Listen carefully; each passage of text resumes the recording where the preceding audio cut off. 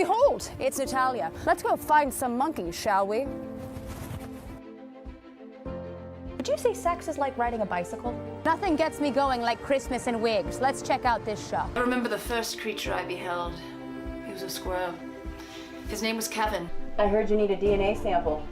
I want to find light and joy in things that bring us together and unite us. And I think science is something that can unite us. Ow. God damn. There's a world out there, a world that needs to be beheld.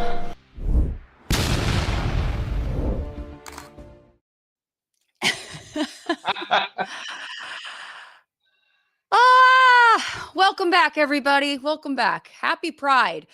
Happy what the hell is going on in this city and this nation. It's Natalia Reagan, and welcome to another episode of Survival of the Filthiest. I'm a biological anthropologist and comedian, and I started this show because, honestly, what the fuck is going on in this country? Honestly, seriously. Woo, we've got a war on science, on engineers, the vax, paperbacks, teachers, creatures, women, and all things gay. I mean, there was a guy that was saying that you can't even say gay because apparently that's going to turn you gay. I don't think that's how gay works. But I think the best way to resist is to have scientists, educators, activists come on and talk about what they know and create some really good trouble to move this country forward rather than 1,253 steps back. So here's a quick reminder to please like, subscribe, and put your questions into the chat because the more the merrier. And if you really want to support this illustrious production, please consider joining my Patreon. You'll get lots of love, in a consensual and a moderate way.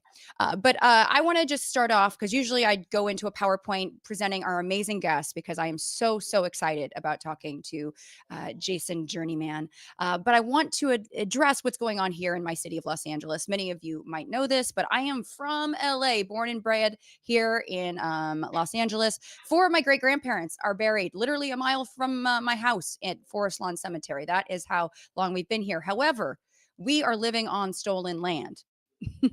Before there were my great grandparents, there were the Tongva, the Chumash, the Tataviam. We have Tataviam. I don't know why I said it that way, but we have a long history of Indigenous people here in the U.S. that have long been forgotten. And these immigrants, well, a lot of them actually are deeply Indigenous and have been here on this land way longer than white Americans. And what Angelenos, I'm so proud of my city because we're finally, I feel like, really standing up for immigrants because in the past, like I said, I've lived here for decades and people were not as vocal. But these ICE raids have us furious because we know that immigrants, especially undocumented workers, are the backbone of this city and this country. California is the fourth, I believe it's the fourth now, largest economy in the world. And 75% of the workforce in these farms are undocumented workers. Okay. And so we rely on undocumented workers. They don't come here, and you hear the right calling them lazy criminals, freeloaders. And if money is the big concern for you, are they freeloaders? Well, in 2022 alone, undocumented workers paid $97 billion in taxes. That was just in 2022. And they're not going to benefit from the programs they're paying into because they're not U.S. citizens. And as far as them being, criminals and lazy, why are ICE going and targeting their places of work? Work being the operative word. And these are jobs that a lot of U.S. citizens don't want to do. Do you want to be picking fruit in the Central Valley, in 110-degree heat? Do you want to be working in a garment factory? Do you want to build somebody's deck in Atwater Village for under minimum wage? No, you probably do not. So this is why these raids disgust us. And for those folks that are really focusing on why aren't they doing this and coming here legally, a lot of them are and trying desperately, but they are getting detained at their immigrant court hearings. And honestly, if you're so obsessed with laws, then why are you not upset and furious that these ICE raids are violating the Fourth Amendment and multiple other laws, kidnapping individuals? So these are some questions I have. Now, how does this all relate to queer ecology? I'm so glad you asked.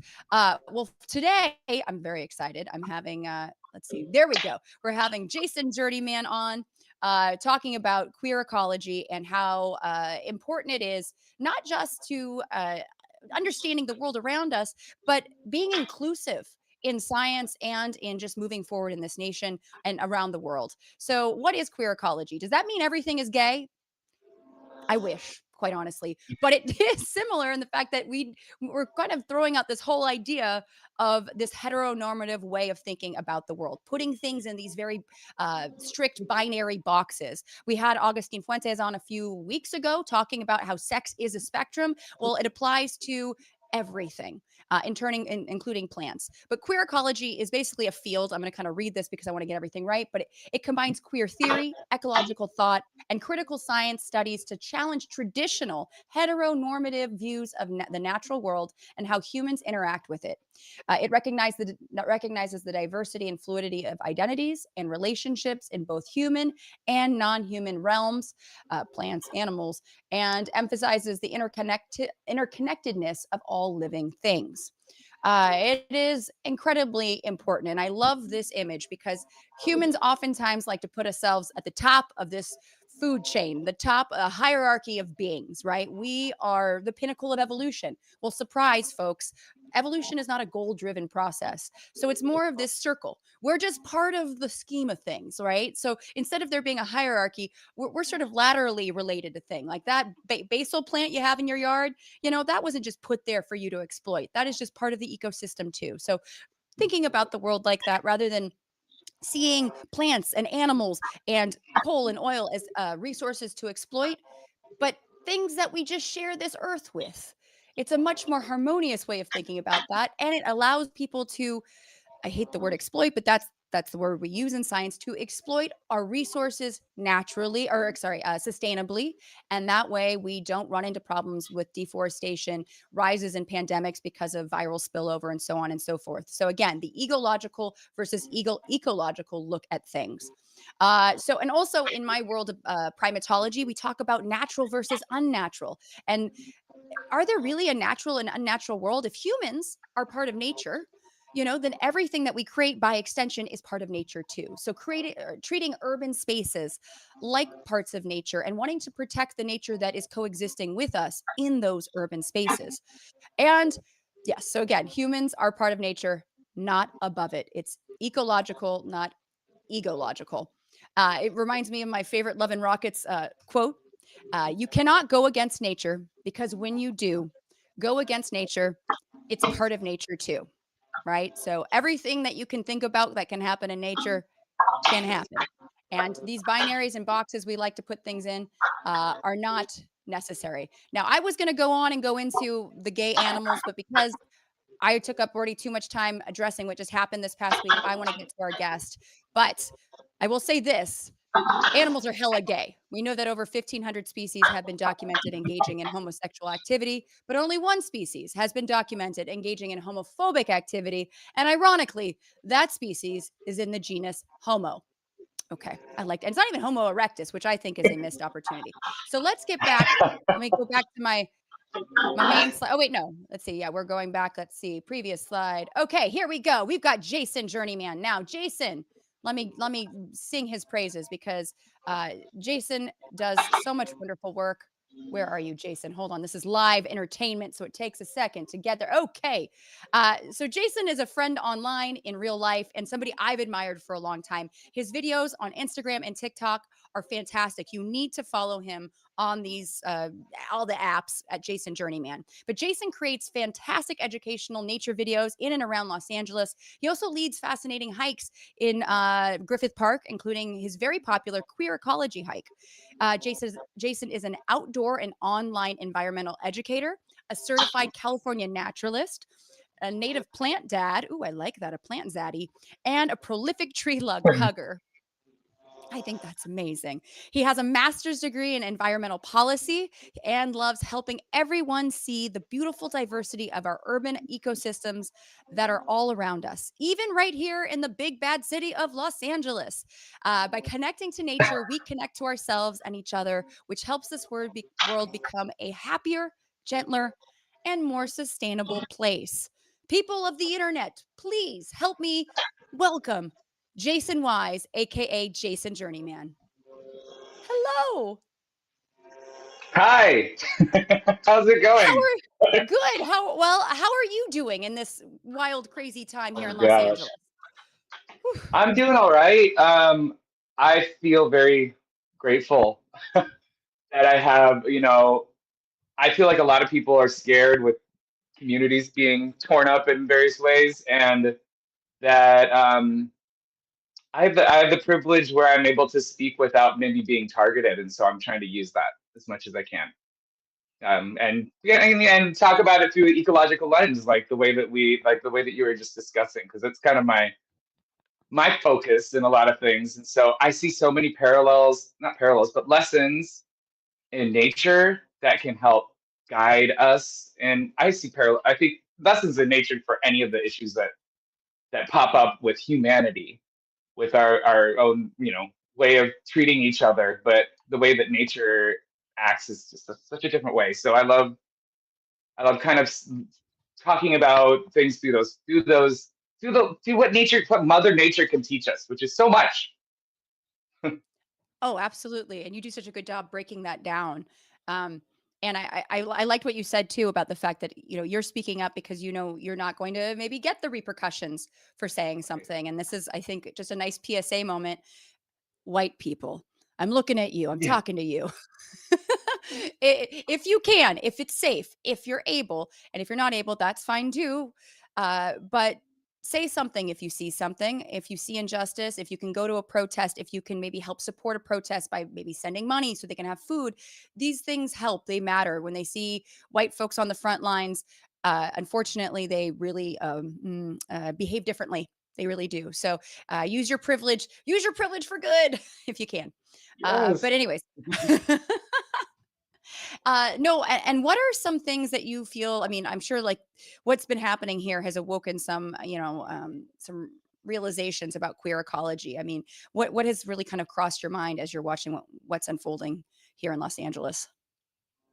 Well, I think the main thing that I always think about with this, and it's something that I talk about on my queer ecology hike, is just the vital importance of diversity in nature.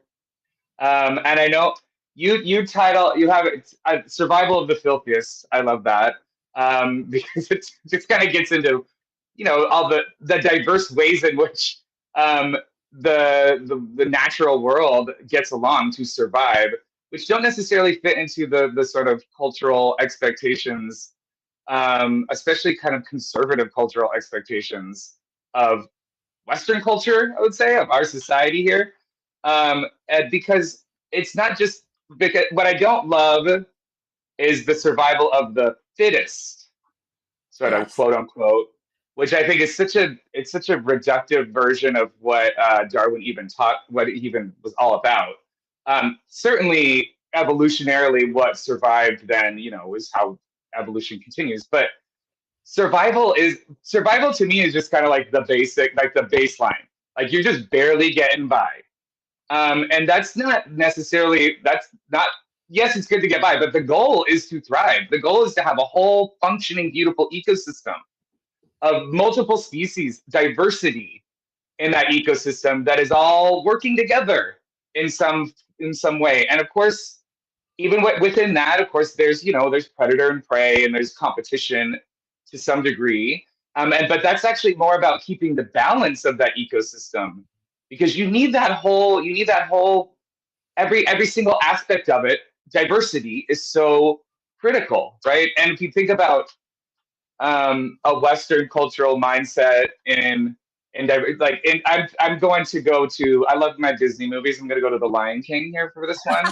Um, Please like do. in a Western cultural capitalism world, you're like Scar and the hyenas. You're just going to extract every resource from the land, and see what happens in that movie is that they extract too much and everything gets throws off balance, and now the lions don't have enough food to eat, because the lions need the gazelles. They need every Yeah. single animal that comes around that whole savannah. They need each other. You can't just eat everything. You can't just No. extract everything out of the ground and burn it into the sky and feel like that's going to be okay, right? That's what and then we are able to get Scar out of power, and Simba comes in and restores the balance, and now everything is beautiful and comes nice again. The circle of life, right? Yeah. That's just, it's like a quick little, I think we're both from a similar generation of being raised on that kind of stuff. But it just is such a lesson that I see so much reflected in nature in what I teach and what everything that I've learned, that it's a whole thriving community ecosystem that needs each other, that depends on each other. And people are a part of that ecosystem, no matter if you're in a city or out in the woods hiking alone. We are all on this ecosystem Earth, right? And we depend on the diversity of animals and plants and other people too. Yes. Yeah. No, and I love that it is a great parable. The Lion Yes. King. A lot of some of the Disney movies get it real wrong. You know what I mean? Like there's some that I'm like, oh, this is We talk about questionable. Finding Nemo, but the biological inaccuracies. Right. No, I mean, I think of a Little Mermaid, like give up my voice to get the guy and get some legs. And I'm just like, oh my Lord. Prince Eric was not that hot. Not worth it. Not worth it, girl. No. Not worth it, girl. No. But yeah, I do think it's this interesting idea, and it's a very billionaire type mentality of the way we've exploited things. It's this idea that if we can't take it with us, right? Like if we could exploit all these resources, but what are we gonna be able to use them in our lifetime? Or how are we just distributing them? Are we keeping them at the 1% or the top? Are we sort of holding it hostage? And it's a really cruel way of thinking about it. And as an anthropologist, I talk about a lot about cooperation and altruism really do trump this sort of idea of competition, right? This, survival of the fittest. Like Filthiest really is, like you said, like a tip of the hat to the fact that it's messy, it's dirty, it doesn't always fit into these boxes, right? And so I feel like, there have been a lot of, have you heard of Tragedy of the Commons? This idea of, just basically over exploiting to the point where there's no more resources left. And then there's this, that's kind of the Malthusian take of like, population's going to grow so big and nobody's going to know when to stop exploiting resources. And, then there was Esther Bosserup, who basically came out and, she argued that no, people can learn lessons and learn that, hey, we don't need to eat all the shellfish right now, or we don't need to cut down all the trees because we're going to need them later, And I really do think people can learn from their lessons, but unfortunately, we seem to keep repeating history with this over exploitation. And I think by the work that you're doing to teach people about the interconnectedness, of ecosystems, you are, I think, helping the next generation realize, we got to take care, we got to preserve and conserve our forests and our urban landscapes. Because tell me about the hikes that you lead here in Los Angeles.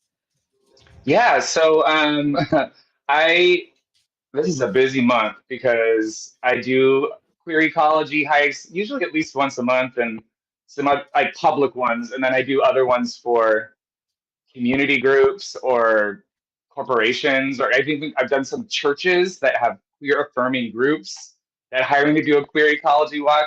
But then Pride Month comes along, or really a couple months before it, and suddenly people are like, "Hi, gay, come do a queer ecology something with us." And I appreciate that because this is also my work. But I mostly appreciate it because just more people to talk about, to kind of dive into nature with a new lens.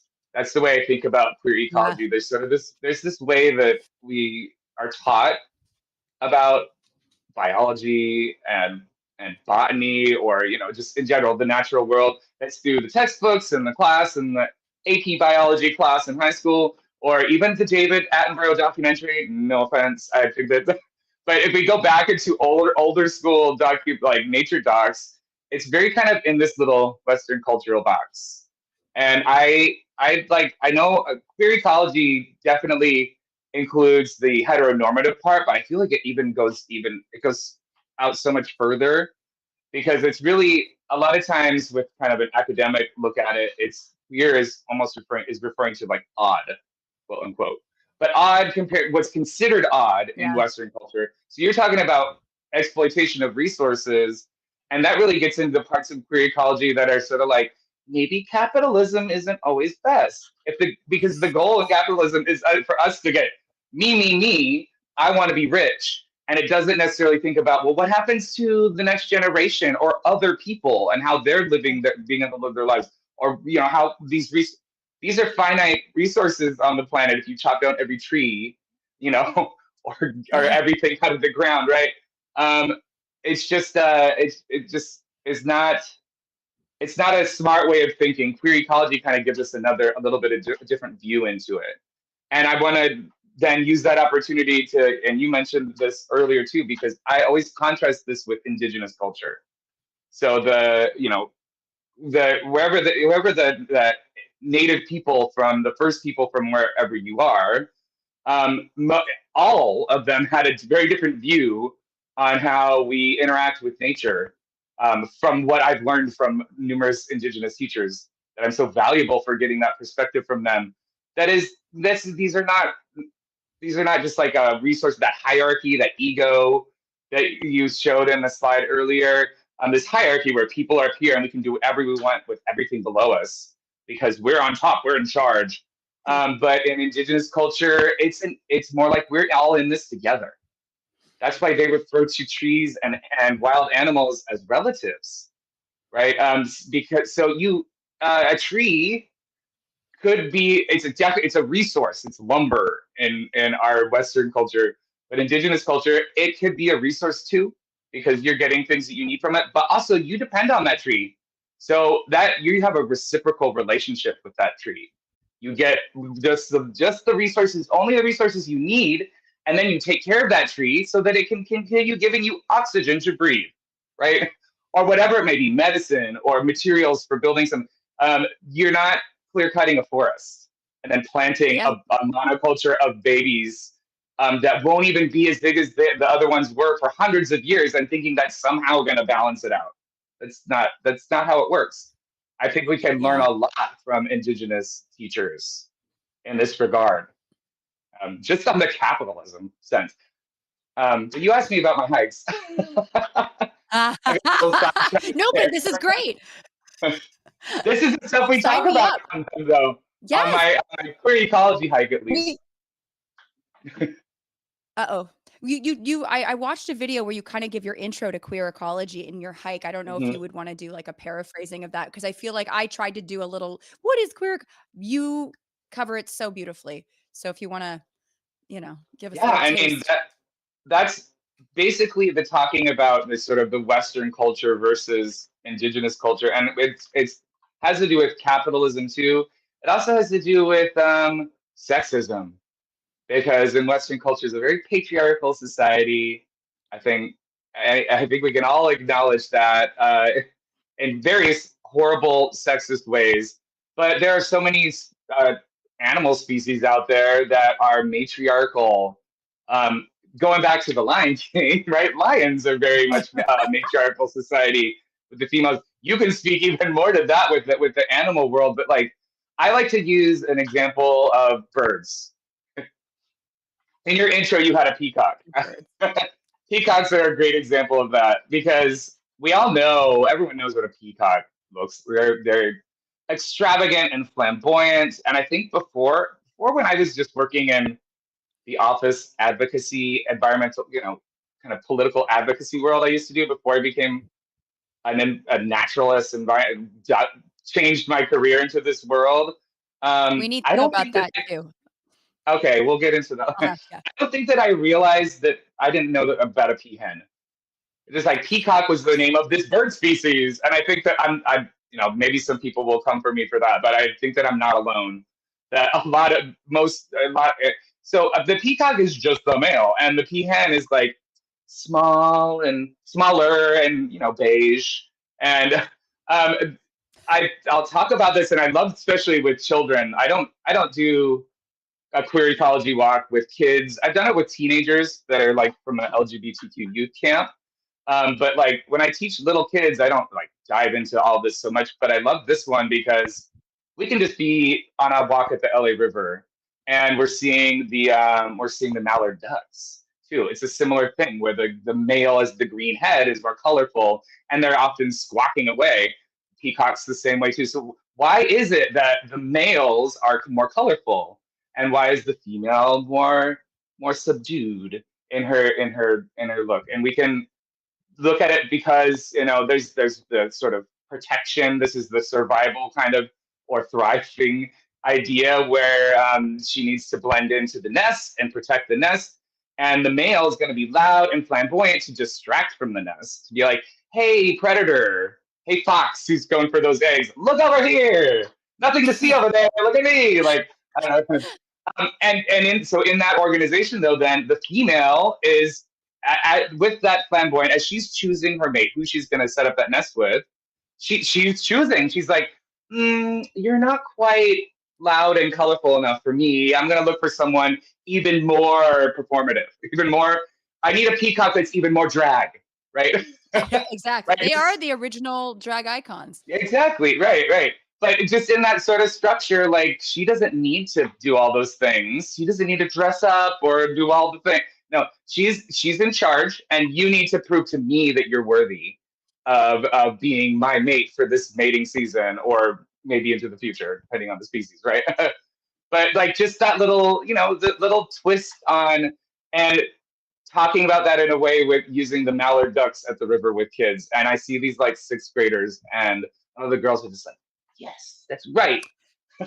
We're in charge. So, you know, just to kind of flip the script with that, with so many of those expectations that are just in media, in the culture, and we get to see that nature is showing us it doesn't have to be that way. This is a human construct, patriarchy. Absolutely. Right? Oh yeah, it is very much. I mean, I teach and I tell people that agriculture, the Neolithic revolution ruined everything. You know, the whole idea of putting down roots and having to have, you know, all of a sudden now women are property, you get married, you have kids to, you know, have a farm and maybe get a few wives and this and that. And it Oh my really kind of God. the birth of the patriarchy. But yeah, I think when you have that opportunity, but that's the other thing is like, which is so fun and so interesting, is there's so many ways to, you know, do life. Like there are cultures throughout the world that do polyandry, where it's one female and multiple men, you know what I mean? Or groups Hmm. where the women are in charge, and not very Hmm. many, but they do exist. And I'm hanging on to that. But we, you know, when I teach about bonobos, you know, people get very excited because bonobos are and chimps are our closest genetic relatives. And of course, bonobos have a very interesting way of diffusing tension, whereas chimps like to fight it out. Bonobos like to fornicate it out. And dudes get very excited. You know, I'd be on dating apps and they're like, oh, you're a primatologist. You know, I'm like, what about bonobos? And I'm like, okay, I know what you're into. And but I always have to bring up the fact that they're female dominant. And like you just said, you know, like the ladies actually were controlling access to food, and the males had to kind of, you know, prove themselves to get the fruit or whatever. You know what I mean? Like the ladies do run the Hmm. show. And but also like I think it's interesting, and kind of back to queer ecology, this sort of heteronormative way of thinking about things, even like matriarch and patriarch, or like, you know, dominance, or even like who runs the show, is it's like it's really presumptuous of humans to kind of foist these terms, these very reductive, antiquated, and, you know, steeped in colonialism terms, onto these animals. Like it's like, you don't know me, you know, you don't know you don't know what I'm really Right. doing. And so it's also, I think, even more Uh-huh. interesting than, you know, sometimes we give it credit for, because I wish I could hear them talk, think, Yeah. communicate.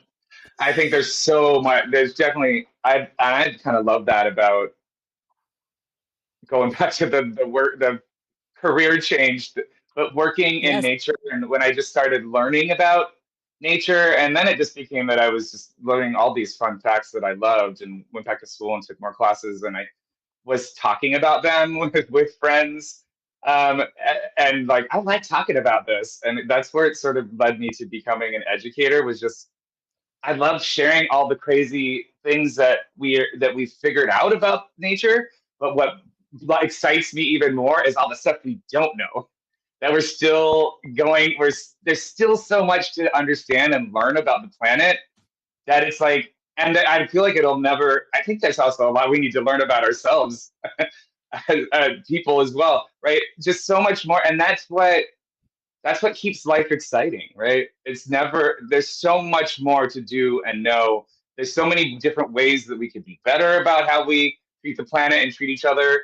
And it's just, so that growth, that always potential growth is what I kind of just, I love that about life. And it's what makes it so beautiful, right?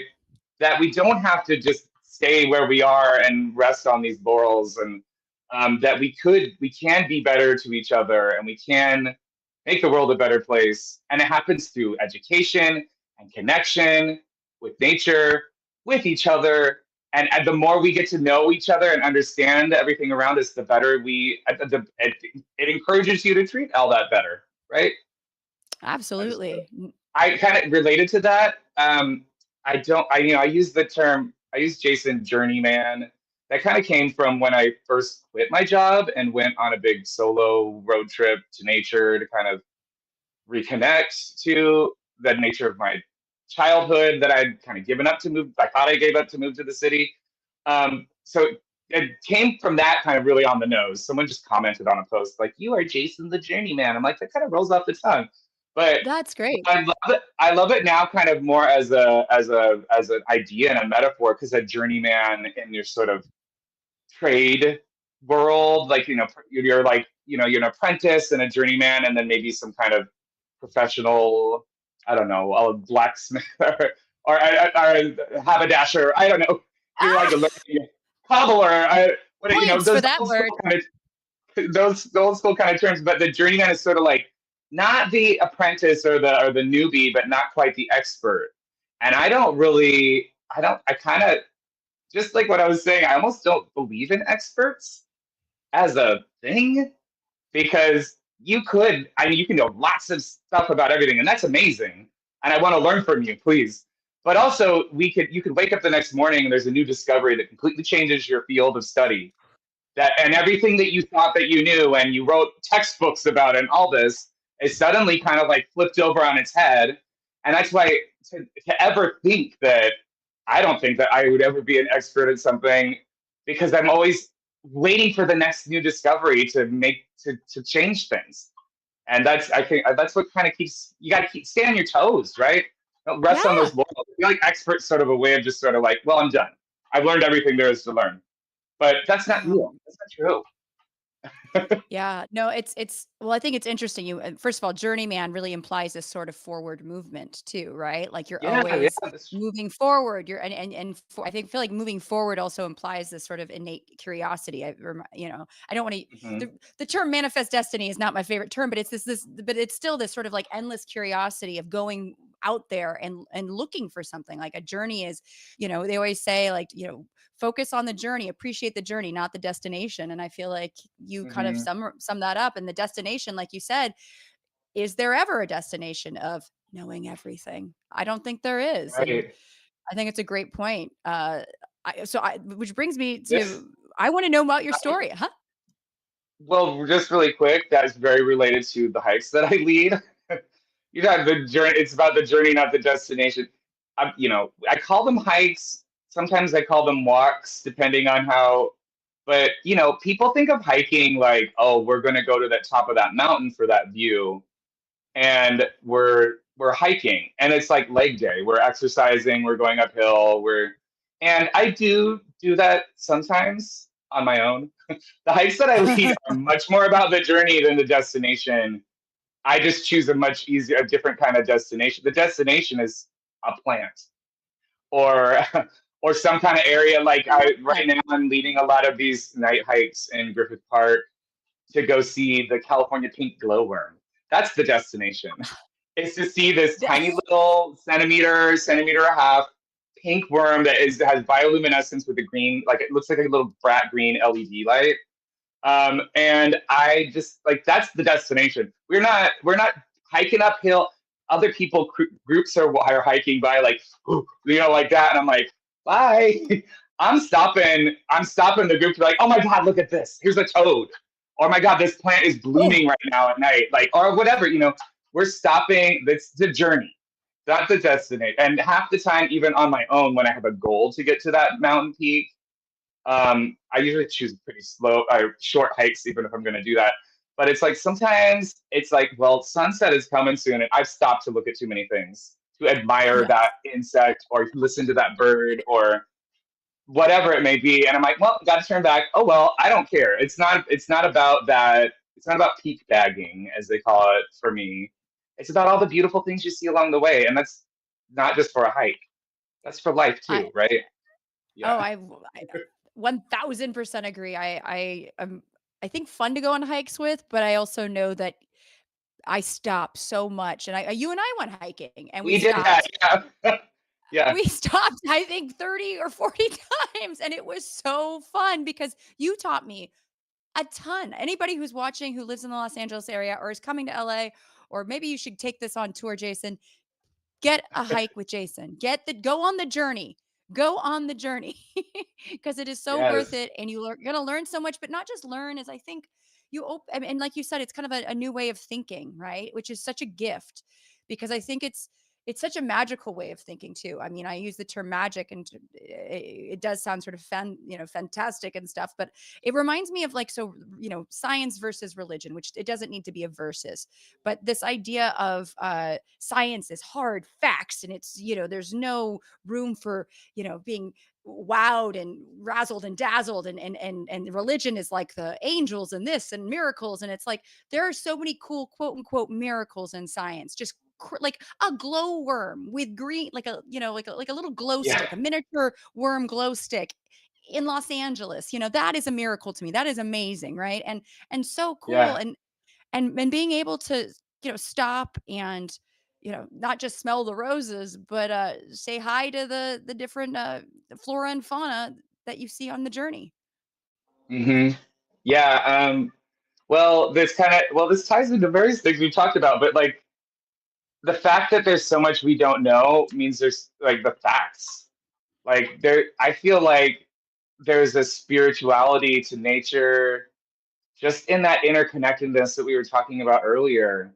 And there's so much that we don't know about what they're doing.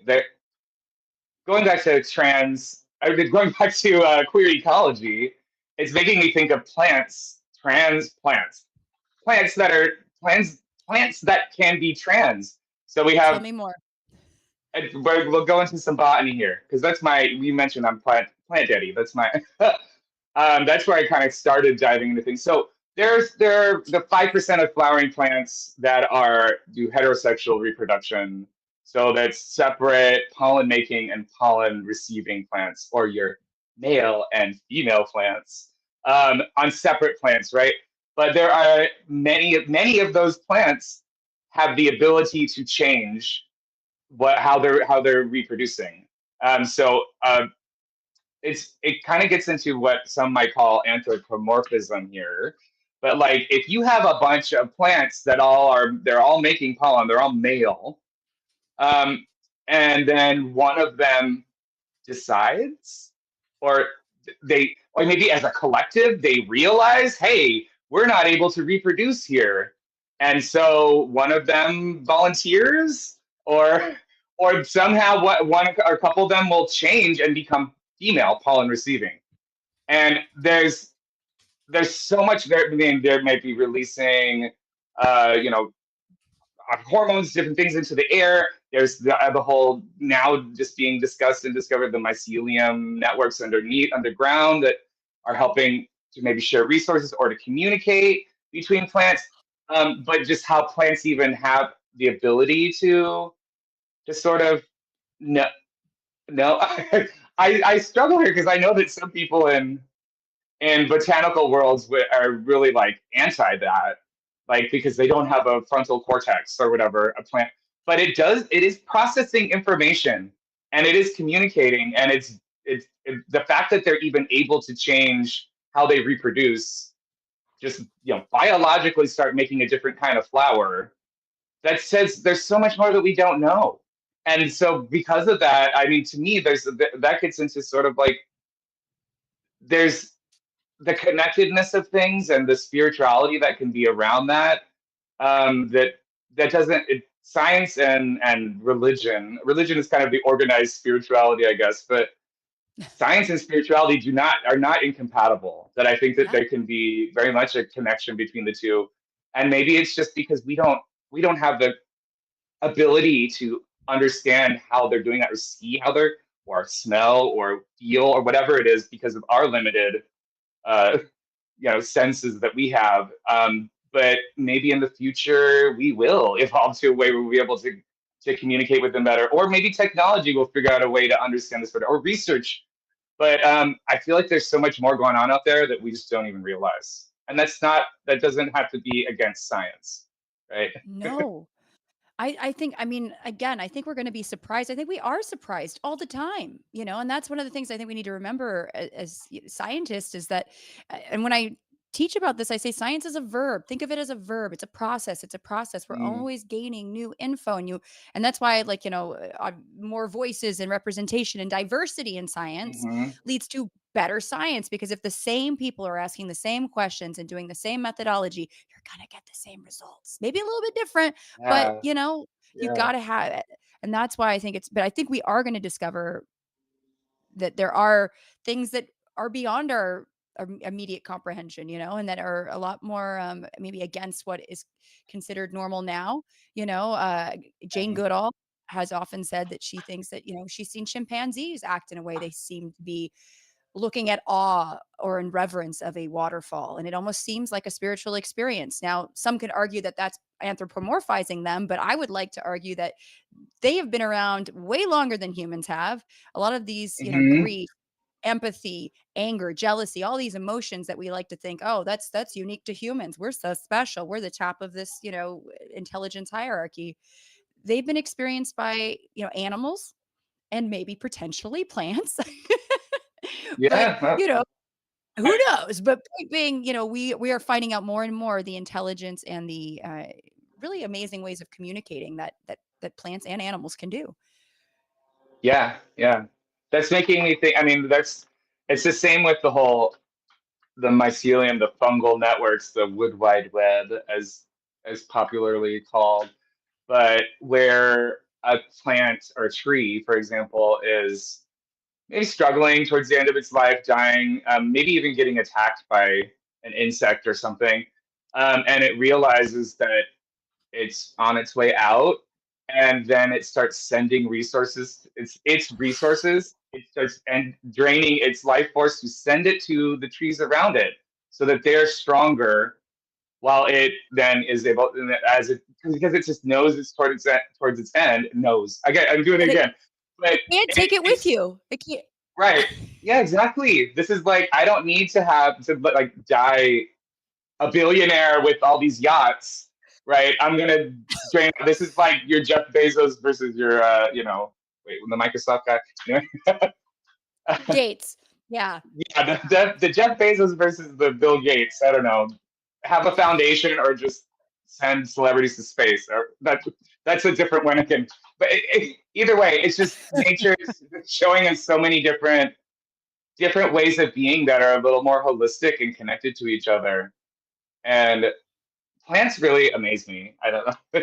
They're not the charismatic megafauna, but I think a sequoia is pretty charismatic megafauna, right? Oh yeah. Megaflora. Charismatic megaflora. There we go. You just Sequoia reminded me. is- This is kind of yeah. I dreamt about the biggest tree in the world last night, and I don't know why, but it was just like for some reason I had a oh. dream about the biggest tree in the world, and it was not real, but it was. I think I was thinking about this show. But talk to me about sequoias. Sequoias. I mean, I love sequoias. I actually have a tattoo of the biggest tree in the world on my calf. I can't really show that here on the screen right now, but Yeah. so this goes back to you. We've mentioned it a couple of times, and you asked earlier about my sort of career path, but maybe I'll get into that and it gets into sequoias. We'll do that. Is that Yeah, okay? let's do that. Yeah, let Um, me give one shout out real quick. My unfinished Kemming journey gonna says from one journeyman to another, I salute you. Thank you. And thank you for your support. nice, Now nice. tell me your story. I want to hear the story of the journeyman. Um, so, uh, so first of all, I know you are an LA native. I grew up in the central coast of California. And my family both used to live in Southern California. My mom grew up in Orange County, but we used to come, we had lots of family down here, we'd come here all the time, but I grew up in this smaller town, kind of conservative, in a kind of, we're talking religion here, and kind of a religious world where it wasn't okay to be gay. And so then when I kind of realized around 11 years old that I was gay, that was a struggle. But then maybe a couple of years later, I realized, oh, well, I just need to leave this place. I need to move to the city. But also growing up, I went camping a lot. That was one of the main type of vacations we could afford, which was camping. Going out to a campground, a tent and a stove is cheap. So we would be out in nature a lot. And I played outside and I would garden with my mom, and my dad was like kind of the scout leader in our church nature camping group. So I had a nature foundation, but then, I'm coming out, I got to move to the city to find community. I moved to LA for college, and was really then felt like I disconnected from nature by just, I don't know, doing city things, right? Hanging out, going on dates, sitting in traffic, getting a job. I got my undergrad at UCLA in political science, and then my master's at USC, which is, I know, very complicated in the LA world. But my master's at USC in public policy with an environmental policy focus. And then I was working in government advocacy. So I would talk to politicians and maybe commissioners of different funding areas to get them to do the right thing to help the community. And then that's a lot of that is sort of like banging your head against the wall, because you get this excuse from them a lot of times, like, well, I agree, but I can't because this and this, or the other side is doing this, or whatever it may be. What I really loved about that job was going out into the community and educating them on issues that would affect them, like community organizing. I loved doing that, but I started to reconnect to nature just from being stressed out in the city world. And I initially did a half marathon trail run, and which was a fundraiser for the organization I was working with at the time, which was AIDS Project Los Angeles. So I was working on kind of healthcare policy and housing and food insecurity kind of issues there. But I was like, I need to challenge myself. I need to shake things up. So I did trail running, and that was an amazing experience to just sort of challenge myself. But I was like outside, and I was realizing, look at all these trails right outside the city, all surrounding the city, surrounded by nature. And I've been all over here, like, city, cement, whatever. I don't know. So I went back to all those trails I had ran on, and I was like, I'm going to walk and I'm going to look around. And that's when I started the process of slowing down. And eventually I was so into it that I saved up money and convinced my partner to help support me. Thank you, John. And to be able to quit my job and try and figure out how to work in nature. And so I did that, and I did volunteer work, and one of the get into sequoias here in a second. I volunteered in Yosemite, and I was camping there for a month, and I was stationed. This is with the Yosemite Conservancy. I was working with the rangers there in one of the entrances, and then I would do that in the morning during the peak, all the visitors coming in, and then I would go be stationed at a sequoia grove. I'd set up a little table with information and like the pine cone examples, and it was about partially, maybe you shouldn't be wearing flip-flops on this trail because it gets really steep, kind of, and you have water, and maybe don't take that pine cone. But also the thing I loved about that gig was when people would come up and ask questions about why is it all blackened from a fire here? Like, what happened? Or what's going on with the ice, that one sequoia that's looking really sad? And I would be able to, or what's this bird that's screaming right now? Like, just to talk about the different ecosystems, and to talk about the importance of fire in ecosystems, and how sequoias need fire to reproduce. Like, they won't even, they don't release the seeds until the ground is ready for it. The fire clears out other competing brush and provides nutrients to the soil. So sequoias evolved to know, okay, now's the time, spread those seeds. Now's the time for the saplings to grow. And then also, why are certain things seemingly off balance? And I get a chance to talk about climate change, and to just kind of to educate. And that's where it turned for me beyond just the talking with friends. And I like talking about it. I was like, I really love this. I would get chills when I see like people asking questions in my mind, and like, oh wow, especially the kids when they're like, oh, that's so cool, and I'm like, yes, it is, isn't it? Yay! Like I'm getting all like inspired by it too, and it's like, so I was like, this is what I have to do. I have to feed off of that, and it kind of started there with those sequoias and sort of all the different lessons they can teach about connections, how the different types of squirrels depend on them, their position within that whole ecosystem there in the Sierra Nevada with the other trees that might be smaller, the shade that they provide for elderberry, or just the fire that they need that indigenous people provided to help them to thrive in that space. Just the wisdom of these sort of ancient, sometimes some of the General Sherman in Sequoia National Park is, what, I think 2,700 something years old. The largest living thing by volume on the planet, and to just be in the presence of that is so inspiring. And yet to also think that they're only in this little narrow strip on the western side of the Sierra Nevada between like 6,000 to 8,000 feet. They used to be much more widespread around the world when there were dinosaurs. And now they've now been slowly pushed down into this one little area, and they can't move very fast. So what happens when it's getting hotter? As the climate is getting warmer, and some people might argue about that, but I mean, according to a thermometer, it is getting warmer on average. We believe in thermometers, right? But as it's getting warmer, that means their habitat is getting drier, and it will be harder for them to live there. And they can't just like pick up their 2,000-year-old roots and walk another 1,000 feet up the Sierra Nevada. Even if they could, eventually they'd get to the top, and then they'd have no more habitat left, right? So while they are giant and awe-inspiring and ancient, they also are vulnerable.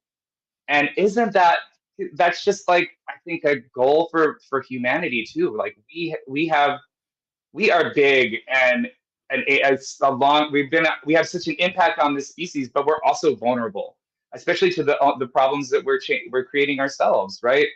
And it's sort of just a lesson and a metaphor, and sequoias just inspire me in so many ways like that. Not just my work that I do now, which is just firmly rooted in sequoia ecology. Oh my goodness. Thank you for taking us on that journey, because honestly, sequoias are one of my favorites. And I actually shout out to my Aunt Susie, who lives in Three Rivers and actually worked at Sequoia National Park Oh for yes, years. Yeah. love it up there. Uh, Yes, I love it. gorgeous. Gorgeous. And, I will say one thing when I, about, Mhm. some people might talk about, oh my God, there's the Aspen Grove in Utah that Mhm. might be larger. Yes, Why am I forgetting? I'm blanking on its name right now. I can Google Um, it. I've got it yeah. access. Oh Aspen Grove. yeah, we have computers. So there's the debate as to who is the largest living organism on the planet. Is it General Sherman, the singular sequoia on its own, which is mostly because of its massive trunk, right? Uh, but there's the Aspen Grove of clones in Utah. Yes. The Whose Fish name Lake National Forest. Yes, it's there. Yeah. But it says Utah Aspen Grove is 80,000 years old. Got it. But is it the Pando. biggest? Pando. Pando. Whoa, whoa. Pando. Okay. So Pando Pando is Express. believed by some. Okay. I'm looking up here now. I'm looking up Pando. 47,000 stems. And so it basically it's a whole little forest, a little grove that is All considered one connected. entire plant. They're all clones of the they're all clones of each other. So it's one big interconnected underground species, which could be larger than General Sherman. But That's you wild. know, and I think that's amazing. And I love how that the whole cloning That's thing in nature, back to queer ecology, that's asexual reproduction. When they clone off each other, and a lot of plants they might do the heterosexual reproduction and might even be trans, and then they also do asexual reproduction because it's not just about surviving. Again, it's about thriving, right? But there's some plants that are there's the Harupa oak out kind of near Riverside, which is an ancient, I think it's a scrub oak, that's believed to be 13,000 years old because it's sort of like maybe died off and recloned itself around.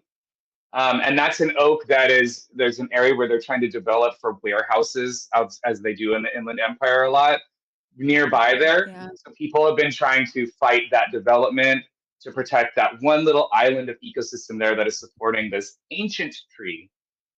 You have the king clone out in the high desert, kind of up 395 Eastern Sierra side, Oh, which is a creosote bush that's believed to be about oh, the same age. It's a big ring of a creosote, and they're all genetically identical. So it started out where the is one it? plant in the Yeah. middle. It's up Mojave Desert, Okay, um, like near in the 395 area, Highway 395 I'll up look it there. up. Yeah, go on. So it's a And you can go out there and visit it. It's just a big ring of creosote bush around there. But started out the middle, and then like it sort of clones out, and the old one dies, keeps cloning, and turns into this large ring of genetically identical, 13 to 14,000 years old, basically kind of since like the last ice age ish. So we have these ancient plants, and people talk about the ancient crystalline pine forests, and they're like 4,000, 5,000 on they're just alive as their own species. But this cloning thing just like throws it all into who knows? I mean, there's so many different wow. possibilities of age and size, and nature is amazing. It really, I mean, I'm just thinking of like all the things they have witnessed, I mean, Uh-huh. I want to be a fly on their wall, just, just them sitting there. I imagine them smoking non-existent cigarettes, just being like, "Oh God, that Neolithic revolution, that was a piece of shit," like just sitting there. "Oh, the Ice Age, I remember those days. Remember that mammoth, Steve? He was a real schmuck," like just going on and on about because they lived Back during in a my time day.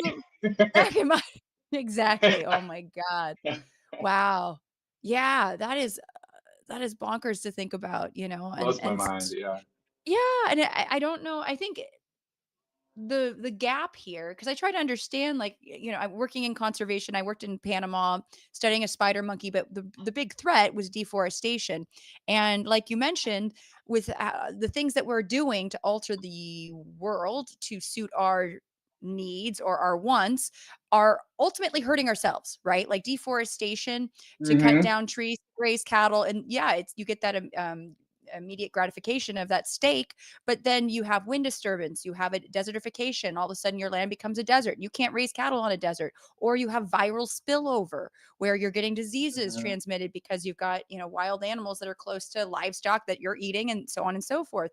So, but I think what you're doing is providing the education that will allow hopefully the next generation to think about these things and be like, wait a minute, is there a way we can do this that everybody benefits, everything benefits, and looks at a sequoia like they look at their mom.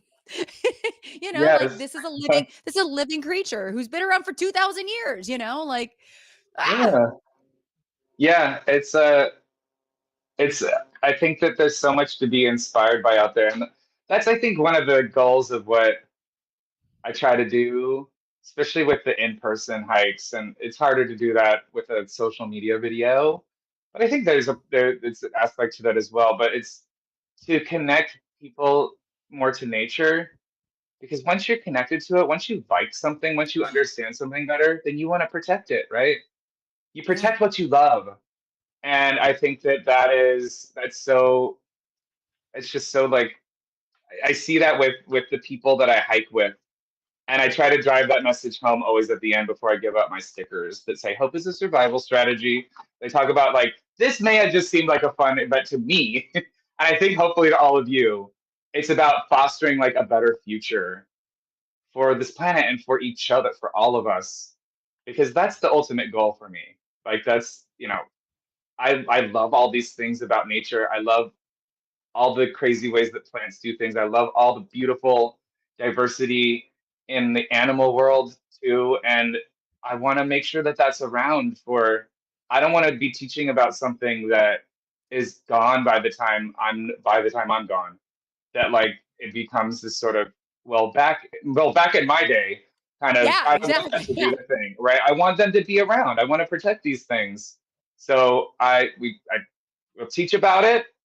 I'll lead hikes to kind of get people to like get real dive right into it. And I'm going to make videos about trying to convince everyone, trying to make those connections too digitally as much as possible. And then also, I still use my political public policy background because then it's like, and here's how you should call. Here's the petition to sign. Here's what we can do ourselves to help make nature and to protect the world around us at all levels, because that's the goal. That's the real work right there. It's cute to look at Absolutely. it, but we need to be protecting it. I will say this. I had a lot of people who messaged me saying how excited they were that you were going to be on this. That were like, "I love his videos." So Hi, you were people. even hi, yes, yeah, hi people. But no, but I know it's tough sometimes to get all that information or get that sort of you know translate what you see in nature online, but I feel like you're doing an excellent Yeah, it's job, hard. you know. Yeah, and it is It's hard. addictive. You Like have I such a feel like limited. No, I I was just gonna say it's such a limited bandwidth that people have on social media, especially nowadays when there's just so much going on politically and horrible things going on that is like rightfully to take for your attention, but just like negativity, and it's just easier like to doom scroll, and there's just so much bombarding us right now.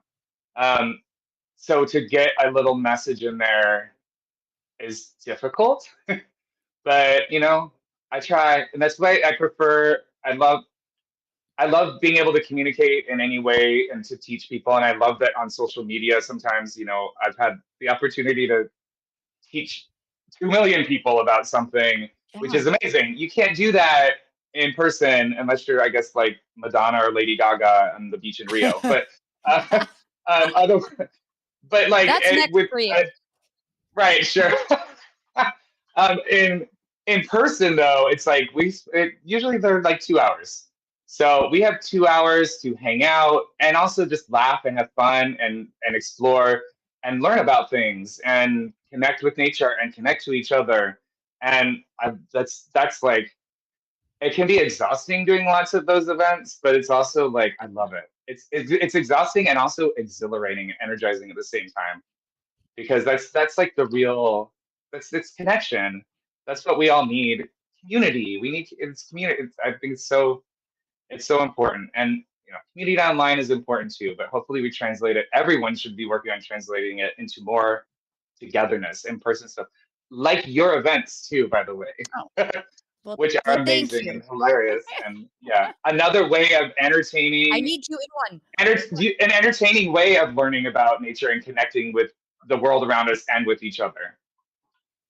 Well, thank you. Yeah, that's the goal. Like you said, it's trying to find, especially some joy. You talked about doom scrolling. Hmm. I know I do that. I'm terrible. I'll sit on that couch with the pug and just sit there and just, and then I go, what are you doing? Go for a walk. Go outside.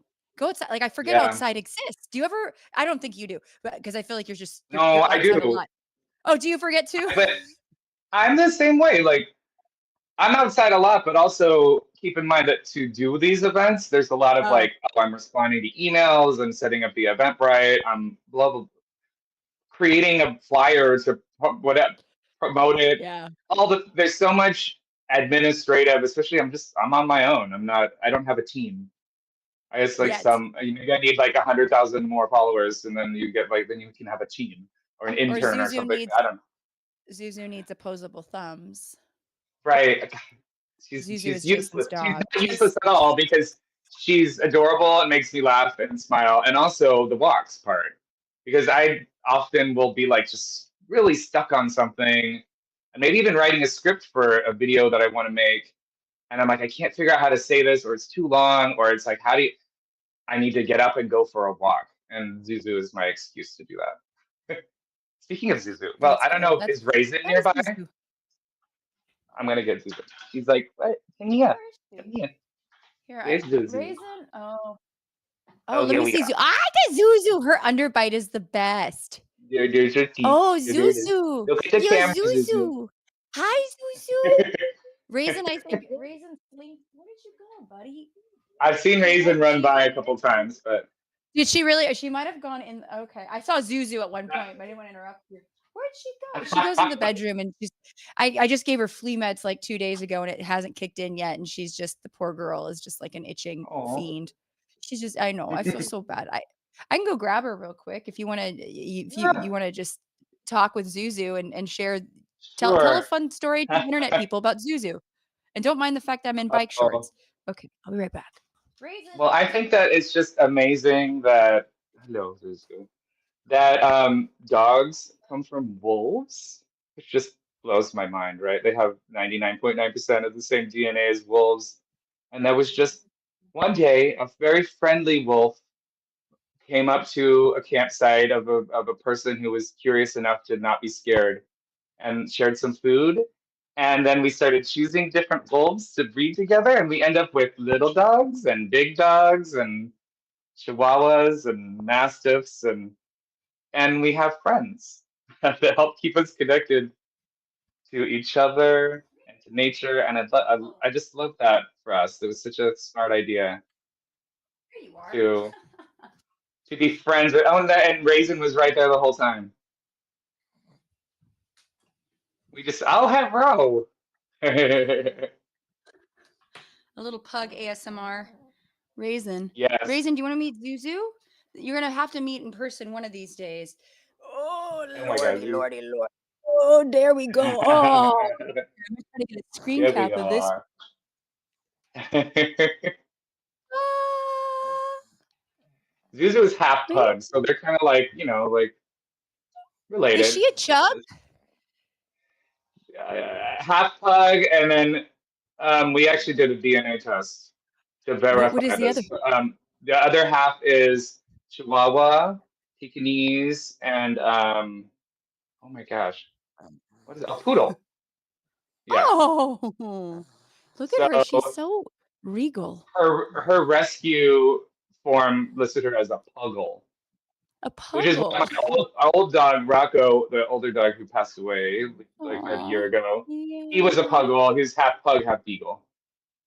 So we were like, oh, she's kind of like that, but not quite. Definitely the half pug part. She has And a lot this of Chihuahua underbite is in her. probably, Yeah. yeah. She's so cute. I know, Raisin, say hi and bye. She has no bones. As you can tell, she is like, look at this creature has zero bones. Like she's a big flop. I always have to tell her to activate. Yeah, look at this. Activate bones. Oh my God. Yeah. Like that she is won't. relaxation right there. She won't. I know. I need to take a page out of Raisin's book because I can't relax. Like I'm one of those a little too like like a shaking chihuahua too often. And so I look at Raisin and I just think, how can I absorb your chill? Oh, Zuzu, get some Good. opposable thumbs and help your dad. Dogs, I think I sometimes will call it dogfulness. Just the lessons they can teach us, kind of like a mindfulness lesson, right? Like they're present all the time. Yeah. They're here in that moment. They're not worrying about what are we going to do tomorrow, or they might hold a little bit of a grudge for something that happened earlier, but in the past, right? Or what they do is they learn from it to change their behavior to sort of acknowledge that, but they're not like stressing about like, oh my God, what's going to happen with whatever, what's Yeah. gonna, it's not, I was just thinking of so many different examples of things to be stressed about right now in our current world as Mm, people, but about the future. yeah. But we can't necessarily, things are gonna happen. What we can do now is make sure things are the best for that we can for today to prevent those terrible things in the future. Sorry. That Sorry. goes for the environment, and that goes for raisins squirming around your headset. She just was ripping the headset off me. I was trying to put her down, and Yeah. then she started going.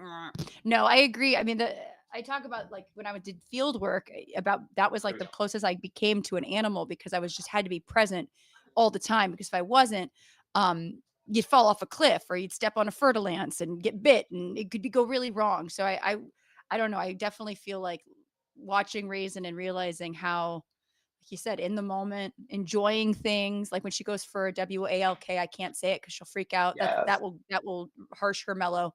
Uh, yeah, she's just so happy. She's so, and I'm like, I want to, yeah, I want to absorb that dogfulness. Yeah. Can I get some of that? Yeah, I get you that kind of bottle thing that from up. nature. Yeah, I get that from nature too. It's the same. That's what I was talking about earlier. It was sort of the being out there in nature was a mental health break from the city for me. And just being able to I don't know, especially going somewhere without phone service. I think that to prevent like the dings and the whatever and the different things that you have to do, you can't do it. You're now out Yeah. somewhere, and all you can do is sort of think and be with your thoughts and process through them and be present that way. And I realized just how important that was. And I'll also say though that so that was kind of how what got me out and what made me quit my job and find a new job. But what also then I realized more and more. So continuing on the story real quick, I did the volunteer in Yosemite, Yeah. and then I came back and went to sort of biology, botany, geology classes. I was going to Pasadena City College at this point, so I'm moving my way around SoCal just to kind of get science classes I had never taken.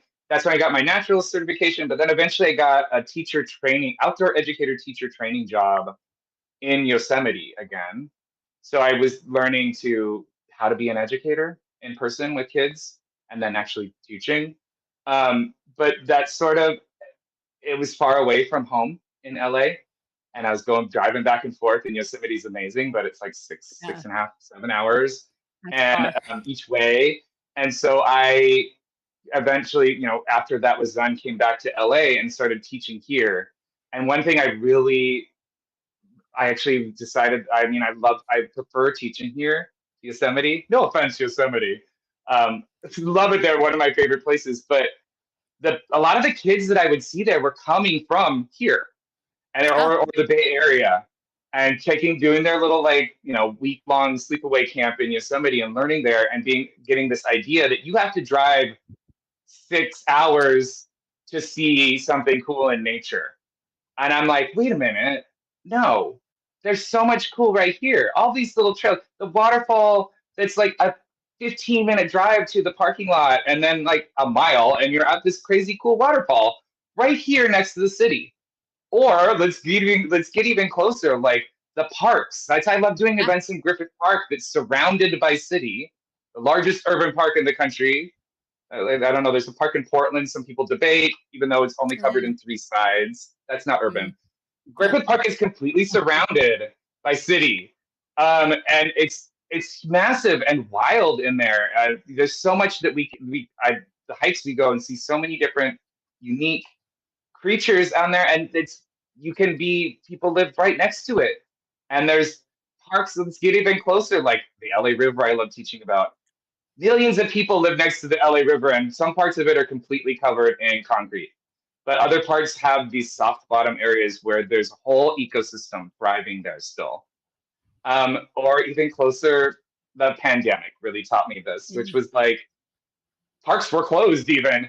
And I just started when I'm going on the walking the dogs, let's look at the plants and the birds and whatever the squirrels that are just around in the neighborhood because anywhere. Some parts of LA have more plants than others. Some have more tree canopy than others. That's a whole environmental justice issue. But there's still, even like the little dandelion growing out of the crack of a sidewalk is a little mini ecosystem right there, right? Yeah. It's gonna create, your bees are gonna stop by, and eventually you have the seeds, and you can make a wish, and you're doing, people consider them weeds. I think that they're kind of resilient and beautiful, and we can still like appreciate even that little bit of nature. That no matter where we go, there's always some kind of nature with us. And that actually makes me think of right at the beginning. You talked about the natural, and unnatural had the lists.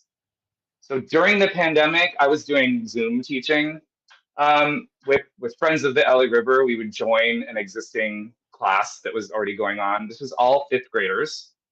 Oh. Can you imagine these fifth graders that have now spent, this was in fall of 2020 when we started doing that. And so they had already finished out a school year, and we're in a new school year. Months of sitting at a computer. No offense to this live stream, but like this is how we're supposed to learn. And I would go on there and try to be like, how I had to figure out how to get their attention, and how to make it fun, and how to make it connected, and how to make it beyond just the screen. And one of the activities we would do was to find something around you, around somewhere in your house, that is a part of nature, a connection to nature. And sometimes, and some kids would be like type. No one would ever speak in these things, but they would type in the chat, like, I don't have anything. I'm like, think a little harder. Like, where do things come from? Where was this made? What was this originally? And so they would think for a little bit, and then I'd get the best, most creative things that people then bring to show up on the screen, and they'd be so proud of it. Like, it could even be like, I'm looking over here at my this wooden thing that's holding my GWP bill. Wood. It comes from a tree. Or people would actually bring, like a full-on plant. Aww. Makes sense. Or it could just be like a stuffed. This is a bird. Or people would grab their pets, like we just did. They'd be like, this is my cat, or this is an animal, right? Or when they were really starting to get clever, they would be like, I don't have to get anything because I'm nature. And I'm like, yes, you got it. Like, that's it. Like, we are nature. Everything comes from nature in some way. And like, this is the stuff. Like, I'm like, oh my God. I love it when anybody, and especially kids like that, it just sort of like, it all clicks together, and the sparks. And now suddenly they're not just on the screen listening to someone tell them things that they're supposed to learn somehow, but they're interacting with in their house, and they're thinking about things in new ways. And it's just powerful. Like, we can do that even on a screen. It's better in person, but we can even do that here. And that's why use every medium that we possibly can to connect people to nature, to work on the power that it gives us, the healing, the connection, the joy, and then ultimately like protecting it. Right? It's all part of it. No, I just grabbed something because I did a podcast last night about insects. So technically this probably is mostly petroleum, but it is my praying mantis helmet. And where does petroleum come from? Natalia, where does petroleum come from? Dinosaur bones. Yeah, dinosaur bones, right? Yeah, I mean, I know that, obviously the way we process things, and there's whole other levels to that too. But yes, it's representing an insect. Yes, it represents it. And no, but I love that. I used to teach at Lehman College in the Bronx. I started teaching there in person January 2020. January 2020, I started that job, and I was commuting from Red Hook, Brooklyn. That I just moved from West Village in a high rise in the West, like right near NYU, to this little tiny, like almost, it felt like a French farmhouse, but like a lot dirtier and messier. And there were chickens that lived in my backyard and a rooster. And it was just such a departure from what I was used to. And it happened in January 2020, unbeknownst to me what was about to occur. And my students were so smart and really concerned about this coronavirus. They kept asking questions. And so I remember, like, we did an emergency emerging disease lecture on February 28th, 2020, and then sadly 2 weeks later on my birthday was March 13th, the day everything closed in New York. That was my, we didn't meet that day, but I remember I just Yeah. go online and teach, and to, the poor students, a lot of them had never taken an online class. I had already taught online, so I kind of had a leg up, if you will, of how to do that. But I had these pet chickens, Carol and Jeanette, that I would include in my lectures. Just because it's like nothing gets the students going immediately if you're just like, let me whip out my chickens, and I'd hold them like Yeah.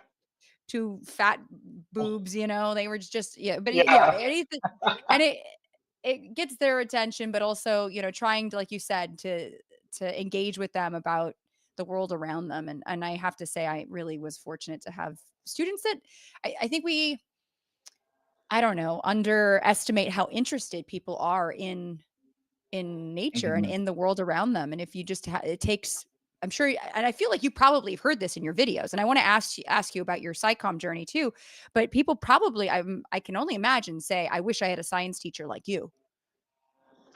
I have heard that before. Like I Yeah. wish that we had, because I do the field trips, but the main thing that I'm teaching with lately is in an on-campus garden at a middle school. So classes come into the garden and we have a little lesson, and then we also plant some things and we harvest some things, and we usually make a snack.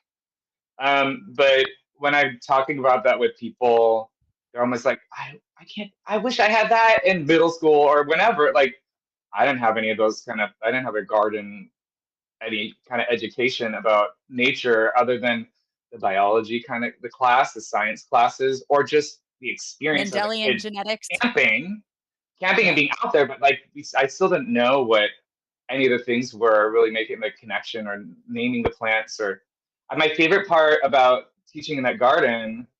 So I listen. There's a lesson. I always do a thing at the beginning. We have a little mind map of, first it's talk, where I'm giving you a little lesson, and then we have getting our hands dirty some way. We're planting Ooh. something. We're caring for something. We're tending to the compost. We're moving some wood chips around, whatever it may be. And then we have exploration time, and this is the best time. The kids might say that snack is the best part, but there's the exploration time where it's just like free time, and free time in the garden.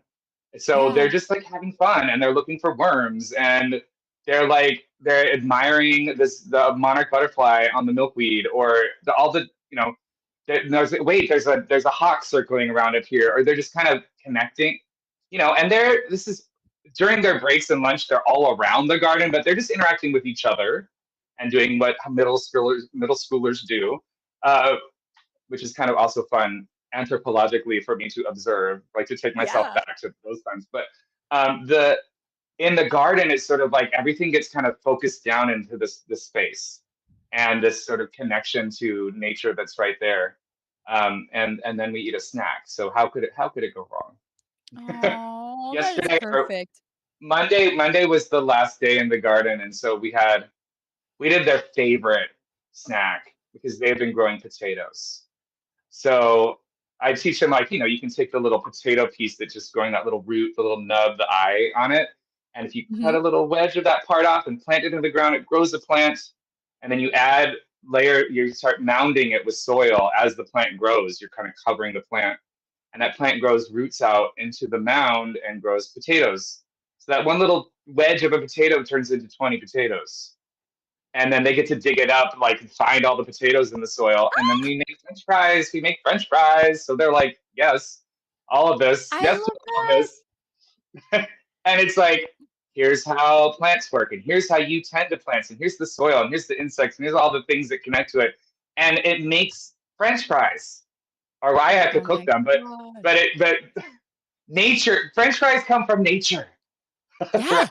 Well, that connecting those dots is important, and I feel like Yeah, you're basically teaching all these future backyard horticulturalists who are just going to be doing yeah, DIY farming, which I mean is so Silver Lake Atwater Village, you know what I mean? Like right, a friend yeah, of mine, her husband has a store called well, I mean, I'm friends with both of them. Rue has a store called King's Roost, which is a really great uh-huh. DIY farming store where Yeah. you can learn how to, tend to your crops, your backyard crops, and make bread and make pasta and do all sorts of really cool things with what you have, what you've grown, because I do Yeah. think as things become more terrifying in the world, it's good to know how to grow your own crops. It's nice to know that, like, if Yeah. the shit hit the fan, I can make a potato and some vegetables and raise Yeah. some chickens.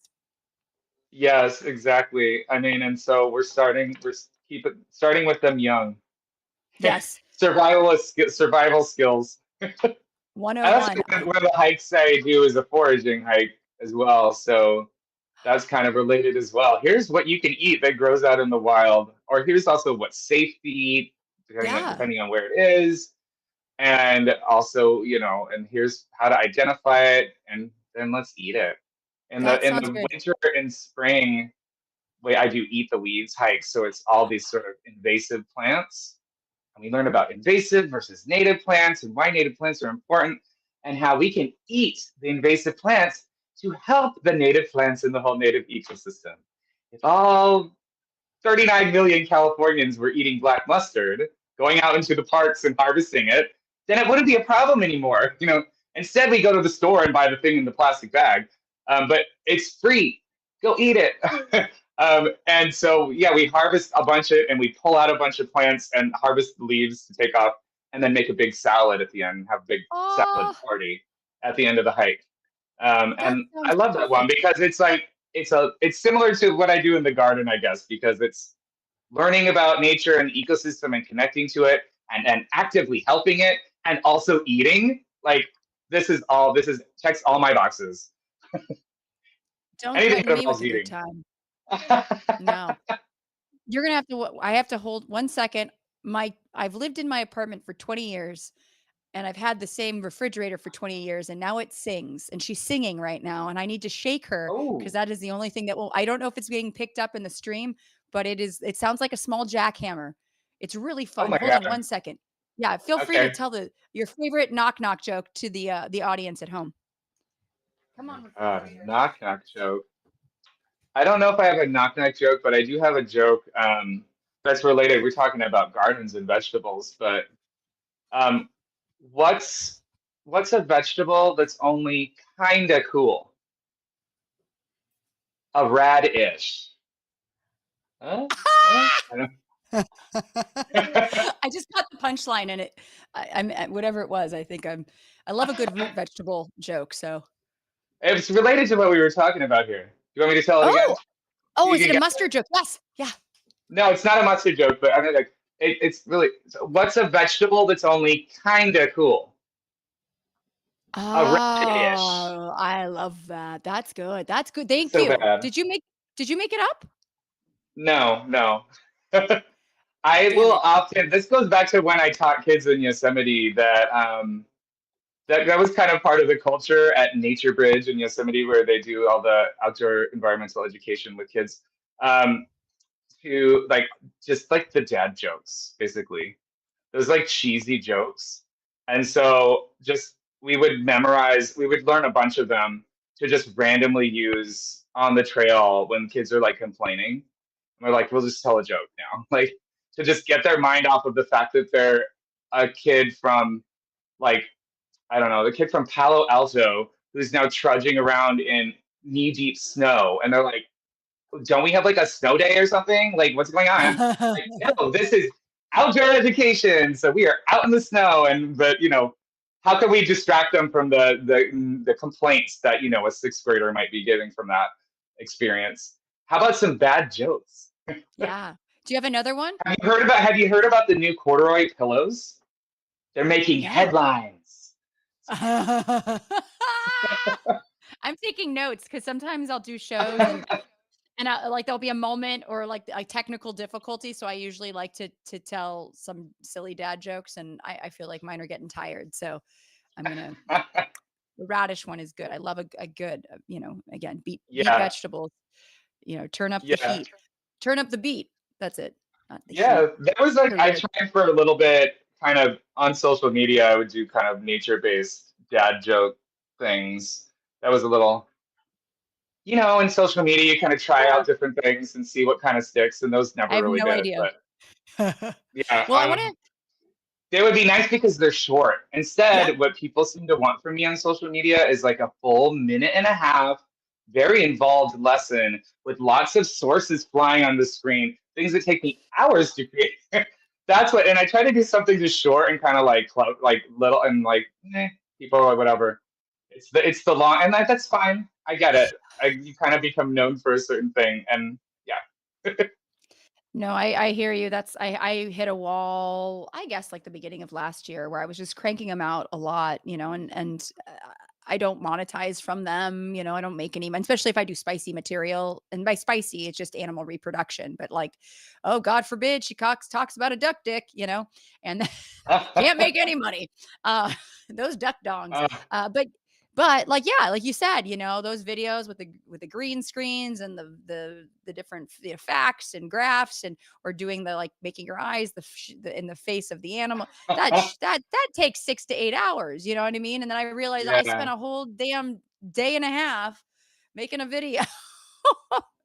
But Right. I mean, yeah, yeah. But no, I I enjoy get it. I enjoy the process in a way, and I like editing, and I kind of think of it like a puzzle. Like Uh each huh. part aspect of it Yeah. is a piece. First of all, you're making the pieces of the puzzle, and then you have to put together the puzzle. Like, what other pieces can I add? And it's sort of like a little challenge, but also, yeah, like a lot of times I don't have time for that. I know. I I'm know. It's teaching kids and doing these other events to teach all ages, and just life, tending to my life. own garden, trying to like, my own mental health. I like to do yoga. I need to do like things for things to sleep, hang out with friends. Oh, oh, Oh, what's that? oh, yeah, yeah. But then, Oh, oh. like I'm not teaching kids any. I'm on summer break, so I have a little bit more time. So I'm probably going to be able to make more videos now. And I think that there's so much more that we could do if things like this should be learning about animal reproduction and duck dicks songs should be monetized. This is important for people to know about, right? You know, Give me I that corkscrew I'm penis money. I'm great. Yeah. I'm grateful that sometimes I get paid for videos that it's mostly about its advocacy. So I Yeah. work with a nonprofit to talk about an issue, an environmental issue. And I so appreciate that I'm able to do that. I don't really do the brand sort of stuff, very Yeah. rarely. And in fact, I've been approached by brands that I'm like, what? No, what are you talking about? I don't want to, I don't know if I should name names here, but like I mean, a they're very not gonna. popular brand that you'll find at Home Depot that makes a lot of Oh poisons that you yeah. spray around in your yard. And we're like, hey, make a video. They wanted a queer ecology gardening video. And I'm like, I have so many times talked about how bad chemical fertilizers and pesticides and herbicides are for the ecosystem, not just in your own garden, but for washing out into rivers and streams in the ocean. Because I talk a lot about the LA River, right? And I Yeah. talk a lot about the ocean and how everything's connected. I'm like, I've spent so many times talking about that. You cannot, I cannot, I wouldn't personally, morally, ethically talk about your product or promote your product. And the people who follow me would be like, why are you talking about that? That goes against everything you believe in. I'm like, that's right. Yeah. And they're like, well, we have an organic line. And I'm like, I'm glad you have the one part That's of nice. your product line that Yeah. is actually good for the environment, or like okay-ish. But I make my own compost. Thank you. Anyway, but Yeah. that's my fertilizer. But and so that's good that you do that. But the vast majority of what you sell is harmful to nature. So no, bye. And then the fun part is seeing other people take that job. Seeing Oh their posts, and I'm like, yeah. okay, we're spilling some tea here. Yeah. But I've Oh turned down a yeah. number of just brand things that are just not ethical that I don't support. And instead, I have to kind of put up more events and do more things to try and pay the bills and to somehow pay student loans. But I hear you. I hear. it's worth it to me. I'm not going to do that. I Yeah. have some No, integrity. I understand. You do have integrity. You have lots of integrity. I love that about you. It's Well, true. I, yeah.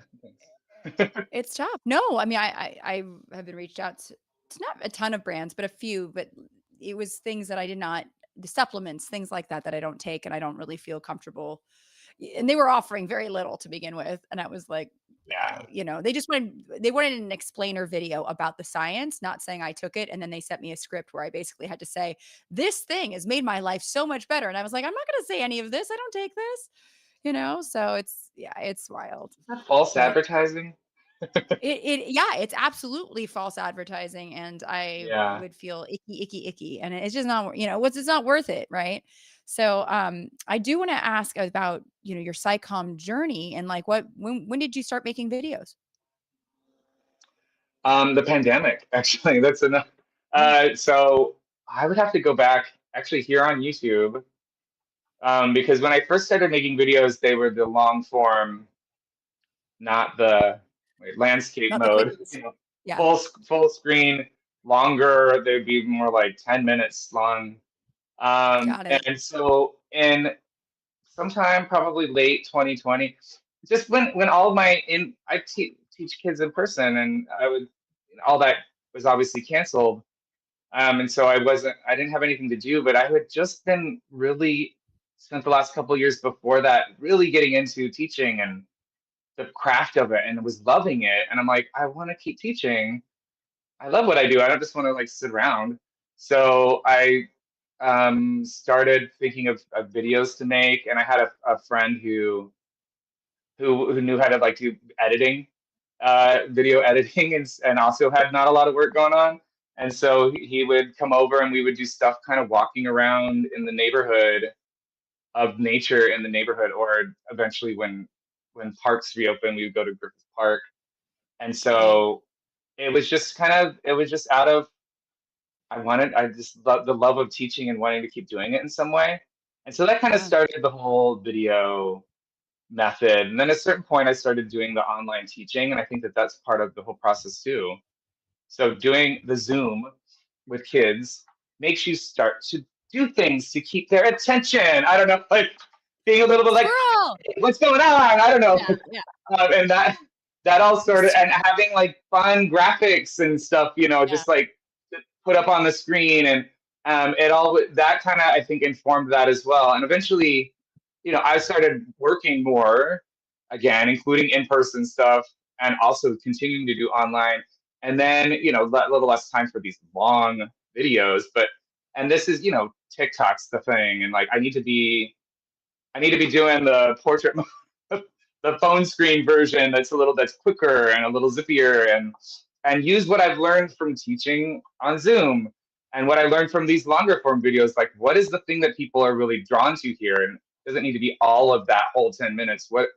And long form videos are good too. They just take a lot longer to make. And that's a different kind of audience. And I would like to do that again sometime, but I kind of enjoy, it's a good exercise for me to take what could be a long lesson, or at least a 5-minute speech, and like, what is the real like nitty gritty, the meat of this that is gonna kind of grab people in to understand this and learn about it and do something about whatever the problem might be, or to connect with it in some way.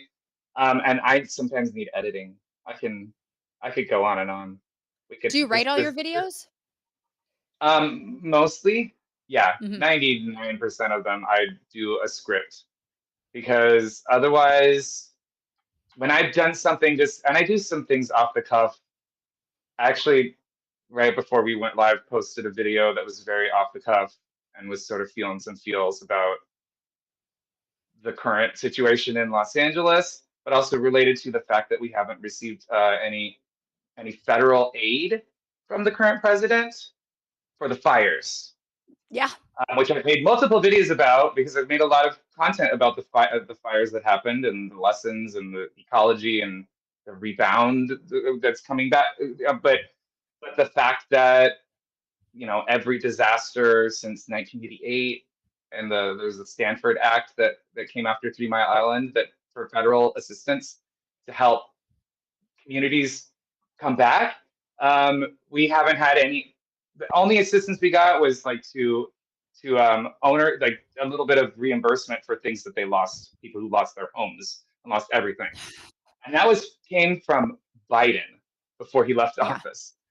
And so I made a video about the fact that it seems like the current president can't seem to find any money or any assistance for us to rebuild safely after the fires. But somehow we have all this effort that we can do for kidnapping people and Sending the military sending in here. the Marines to activating the military against citizens. So that was a very off the cuff, feel the feels moment. But normally I write a script. Yeah. And I think through what's the best way to communicate this. Sorry, I saw a comment pop up. Oh yeah, I have a yeah. I just a way to I try to make it as succinct as possible and try and have a little bit of something that, a hook they talk about. Yeah.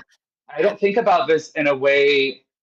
I think a lot of people think about these kind of things like they want views and it's like narcissism. Look at me. I kind of a lot of times don't. I'm kind of going to be like, don't look at me. I try to make videos that don't have me in it a lot of times to see if they'll do well. But the hook or the views for me is because I want that because it means more people are learning about this issue, more people are connecting to nature, more people are like my big Olympics video that had the 2 million views was all about the idea of this festival, Olympic Festival Trail, which would be a bike path and parks and community hubs connecting various venues across Los Angeles, and a way to use the Olympics to better the city and to improve it for all Angelinos and not just be like this sort of international thing that we tear down afterwards. And it inspired 2 million people to watch that video. That's great. And then also to contact the mayor and sign up to follow that page and to get involved with trying to make this thing a reality. And so that's the goal to me, right? I don't like the attention so much, but I appreciate that I want to use the platform that I have to try and make something better somewhere in any small way that I can. So that's, that's why I write and think about these things to try and make it, and also by writing, it's like I research, I get the numbers. Yep. I have the websites ready to then add the sources on screen. Because I hate it when people just kind of spout off stuff when I'm sitting there like, that's not really right. But no one's going to question it. People just believe what people say on the internet, on social media, especially if it's just a person that they follow. And so becomes a trusted source. But I'm always like, here are my receipts. I keep the receipts and I put them on screen because not everyone's doing that. And maybe you should question why. Yeah. Anyway, that's part of preparing it. That's part of writing the script and trying to make it as juicy as possible, but also, like dynamic with that info on the screen and cute graphics. I love using a sound effect. Oh yeah, no, the sound effect is I like adding in farts, just random farts. Just throw one in. Who cares? Quick joke here, Peter. Peter, you're killing us. You're killing us. Okay, a vegetable that waits in an orderly line, a cucumber. That's good for you Brits. That's good for the people that waiting in the queue. The cucumber. And then Carrie Ann Chrysler says there's an online office space that works similarly to Zoom, but it's way more accommodating to group meetings like classrooms. Oh, it's called GatherTown. Worth checking it out for anyone interested. Okay, that's good to know because I don't. Yeah, I actually just started tutoring this year. I had my first client on Monday. A great kid, and it was a biology class, which was a lot of fun. But I do corporate comedy shows, and sometimes it's tough to Zoom cannot be the most ideal place. So I'm going to check out this GatherTown. I'm going to GatherTown, USA. I want to look into doing more online courses. I'll do like online presentations with like kind of corporate things. But I did one queer ecology online, and so I have my slide deck. Honestly, maybe I should schedule one at the end of Pride Month, but and look into that GatherTown because I don't really love Zoom either. Yeah. It's a corporate thing. I do whatever they use, which can be like whatever. There's Teams and I don't know. There's very Yeah. Google. I've done, Yeah. yeah, Google has its own thing. I did because I teach drawing classes, or just weird little, I have one tomorrow where I teach them how to draw cartoons that are, and I'm not the best artist too. The last one Oh. I did, it was funny. The guy, they asked me to do all animals I've never drawn before, like a hammerhead shark. Have you ever tried to draw a hammerhead shark if you've never drawn a hammer with a tablet that you can't? It was very funny. But at the end, he goes, you're right. You're not the best artist, but you're really good at making or drawing animals that looked very high. And I was like, thanks. That is the best review I've ever gotten. And he also told me I should be therapy for them every week. And I was like, I'll take that. But Aw. yeah, no, and you and I've talked about, possibly doing some maybe hikes together. Yes. Yes. I also think maybe doing a fire festival where, speaking of fire and fire prevention here in Los Angeles, we had that failed fire festival a few years back that gave us two amazing documentaries. But there's a lot of invasive species here in LA that if we just got all those hot, the hot girl walks, those hot girl walks should be incorporating the fire fest, which is plucking out and picking all this invasive species. I feel like we just Hmm. take the hot girls, we're going to Fire Fest, get the bros involved, and we're just having a good time in the park. Yeah. I I feel like I love don't know, that. And then we make a documentary about it. yeah, there we go.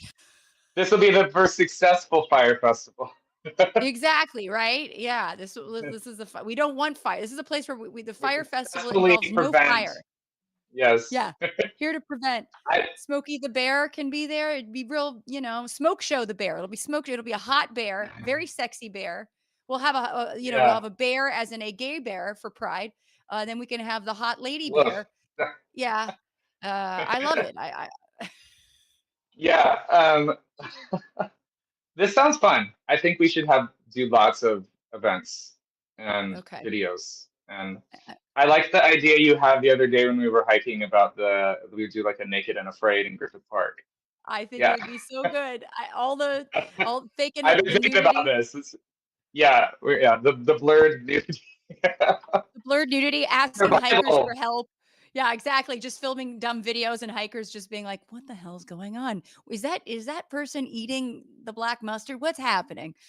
Yeah, I think there's a Yeah. lot of, finding like found Four Locos or whatever energy drinks we find and subsisting on, we'd probably find a Gotta bag of mushrooms, I'm sure, and that could be really Mm, fun. We'd probably find yeah. some floor drugs. Yeah.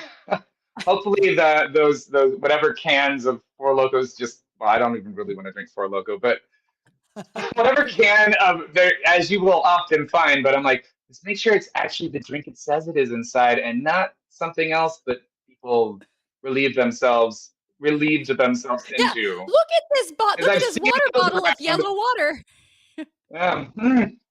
It must just be like electrolytes or something in it, right? Yeah. Fun story. My very first Burning Man, 2011, I went with my dear friend Blaine. I'm not going to say his last name to protect his identity. But Blaine is very funny and gross like me. I'm gross.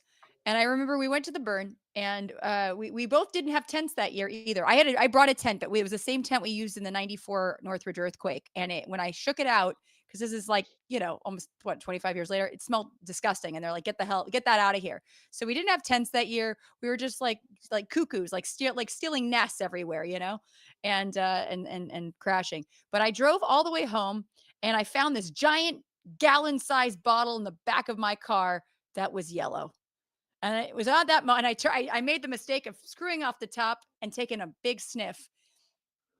I had transported a No. gallon of my dear friend Blaine's urine home with me. I did that. And then I called him and I said, "You're in trouble." And I understand why you didn't say his last name. Yeah. Carrie Ann Chrysler any plans to join local No Kings protests coming up for anyone? Are you going to be going? Well, so on Saturday, I have previously scheduled before that. I'm part of the National Parks Conservation Association pride in our parks in Santa Monica Mountains National Recreation Area, which is partially, I mean, it's very related. It's not an official, I mean, it could be listed as a No Kings event because it's meant to be a pride kind of event, but also a rally for our for our public lands. So against various efforts to try and remove protections from national monuments, Bureau of Land Management land, and including the Santa Monica Mountains National Recreation Area, which various staffers in the Department of Interior have called a woke park.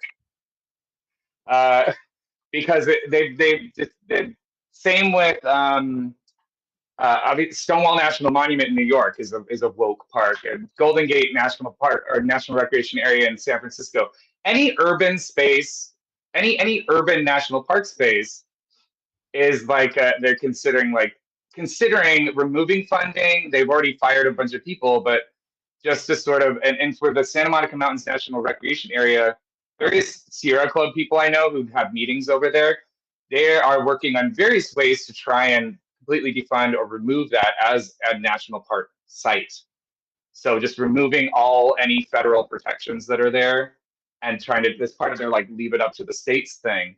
But I mean, there's a reason that that's there, because nature next to urban areas is critical. You don't, like we were just saying earlier, you shouldn't have to drive 6 hours to Yosemite to go see some nature. We have the Santa Monica Mountains right here that should be very much protected. So back to so I already had they contacted me and scheduled that many months ago. And then as the No Kings kind of idea and these events coming up this Saturday, and I was like, oh my God, I mean, it's very related to that. And we talked about that and kind of changing how we're positioning, not just not just a pride celebration, but it's a pride protest, right? Celebrate as pride is originally and is meant to be. It's celebrating community, but also rallying for access to and protection of these spaces for all people, including the queer community, a lot of whom don't feel very safe in outdoor spaces, because you're in a rural area where do not necessarily feel super comfortable. And I feel like that's we're talking about my privilege, not just as a white person, but as a white man, cis man, who I've been out in the middle of nowhere camping, where I kind of maybe I had a different shirt on. The one that's in my profile picture, actually, that has a rainbow, and it's it says, "Take a look, it's in a book." But just the rainbow one, and I was wearing that day, but I needed to go to the campground house to get firewood, and they had a MAGA sticker on their trailer, and I was like, I need to change my shirt to get wood, and that's the very slightest thing. But if you are trans or just I can sort of not up this oh, hey, what's up? I'm just getting some wood. I don't know, which thing, be this sort of code switch performative thing. Yeah. And maybe not everyone has the ability to present that way, and they shouldn't have to, because nature is so non-judgmental and it's for everybody. And so that's why these protections and these places are so important. So long story short, that's kind of my plans and the way that I intend to speak at that event and have helped to guide that event towards that direction as basically another kind of No Kings protest. But if I wasn't doing that, I'd be in downtown LA probably. Yeah. Yeah. No. Well, that is it an all-day event?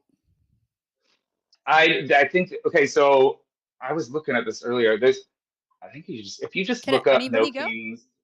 Yeah, there's rallies across the country. No. I'm talking about your event. I know that.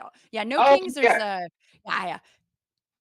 Okay, yeah. No Kings. There's multiple ones in Studio City. There's one in Glendale. There's it's great. What I love is that they're popping up into these little communities, kind of like when we had that other. What was the other protest we had? Yeah, and that was great because we were seeing them in like Montana, we were seeing them in Georgia, we were seeing like I had friends that were like they're in my little tiny small town in Tennessee. We had, so we're seeing probably former MAGA people who are mad as hell and not going to take it anymore. But yeah, I think I you're do going to plan. see even more this weekend.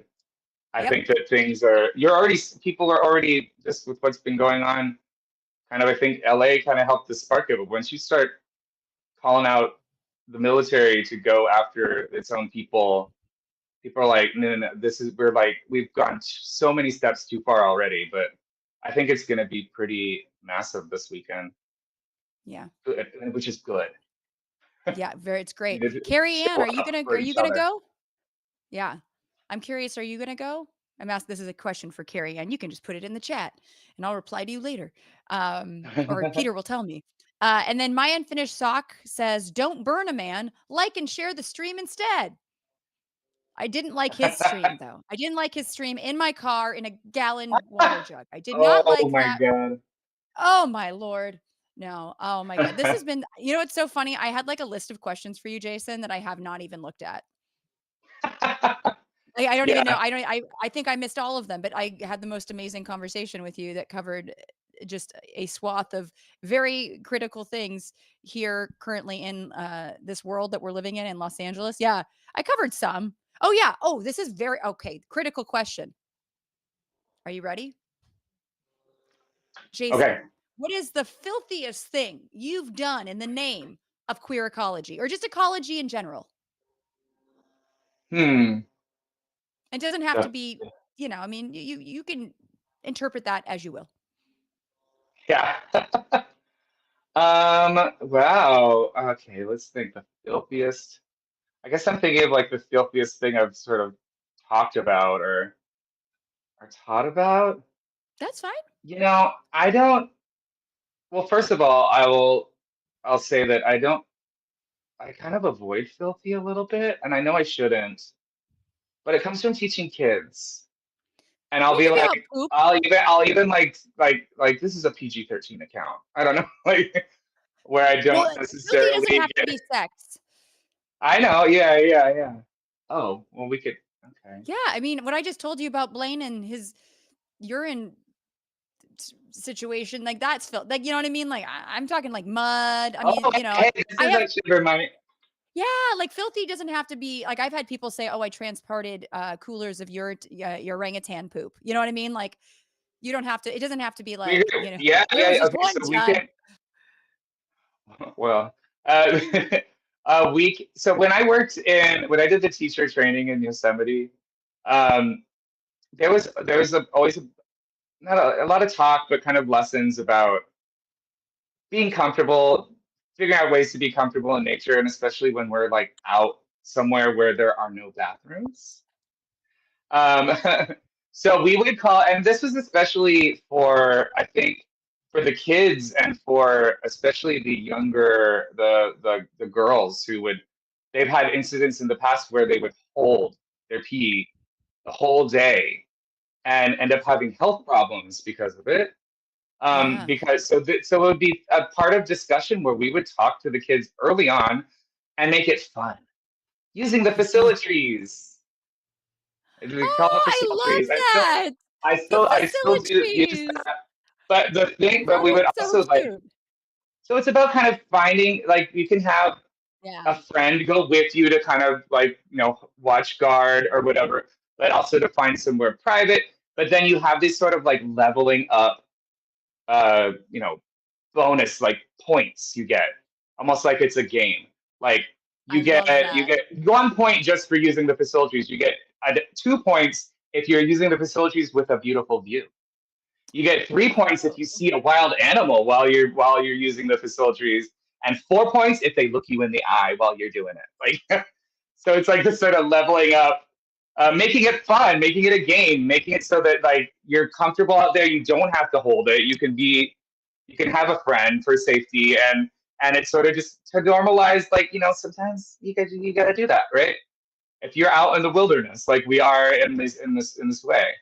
I And then love part of that that. whole thing was then like we're learning that, but with my little cohort of the other folks I was in the training with, we kind of, I think, went around one time, like, have you ever done a number two in nature? And I feel like everyone had, no, there was, I think one other of I had never at that point, which is maybe kind of surprising considering, I mean, I was hiking and doing all this stuff all the time, but Just chasing shit another in the one had woods. it. Eventually, those of us who had not just had one of those moments where during the training, we're also out and we're always like, okay, we're breaking the seal.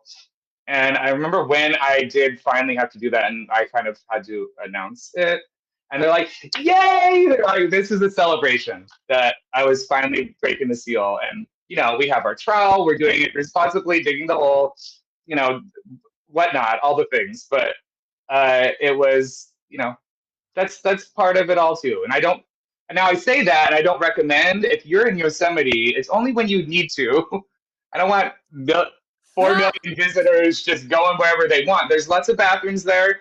We would always Use those. on the trail for training and with kids would plan places where we would stop, where we would be going by a bathroom on purpose. But the point is to not make it like you have to like make yourself uncomfortable or unhealthy to hope that that's coming down the line at some point. That it's okay if you gotta go, you gotta. I don't know. Just like the bears and the deer. And as long as again, you're not near a waterway, we're using leave no trace principles. There's all kinds of lessons within this, but yeah, anyway. See, I even had to make it less silly by like leave no trace. Sorry.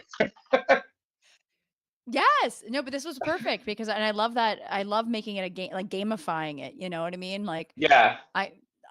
As a girl, I remember I held going number 2 for like a week once. Like I held it, and I look back and I'm like, I'm like a 2 time a day pooper. Like I am proud of it. Like I will come out Only of the bathroom two? and I will announce it. I'll tell you, was it a multiple wiper or was it like a one and done? Like what? I am so proud of my poops, but I held it because I was just like, oh, I don't want anyone to know that I poop, which is silly. So you probably have changed the minds of these youth that now are like, guess what, guys? Guess what I Yeah. just did? I just shit in the woods. Yeah. Yeah. Even for Oh, like, man. we would often go on a hike up to kind of up the lower Yosemite Falls Trail. You're kind of going up you do the switchback and you're up high looking down over the valley. And I remember with one group of students where we were having lunch and there was in a landing and there was some brush around where they could go around to this other side. And it became like they were all like super, like they were sort of proud, like this is like, how many points do you get for this view? This is an amazing view to go pee in. Like, I don't know. That's Just awesome. like to sort of change the mindset, like, I don't know. The feeling, be more comfortable. It's part of being comfortable with your body as well. And just and being comfortable with the group that you're with. It's part of kind of bonding with that group too, Yeah. with other students. And a lot of times they were middle schoolers. Going back to middle school here again, but I love the middle school age. You can talk about more than with elementary. You can get in more depth. You can get into sort of these things like, I don't know, all the different things you're feeling uncomfortable about as a middle schooler. But you're able to handle more in-depth subjects. Yeah. And you're thinking about your future already, and you're thinking about, but it's a little bit, and then it's better. I like it better than a lot of high school. Not all high schoolers, but some high schoolers are really into whatever, and learning about nature, or whatever it may be. But also sometimes, a lot of times with high school, it's like, do we have to do this? Like, I don't know.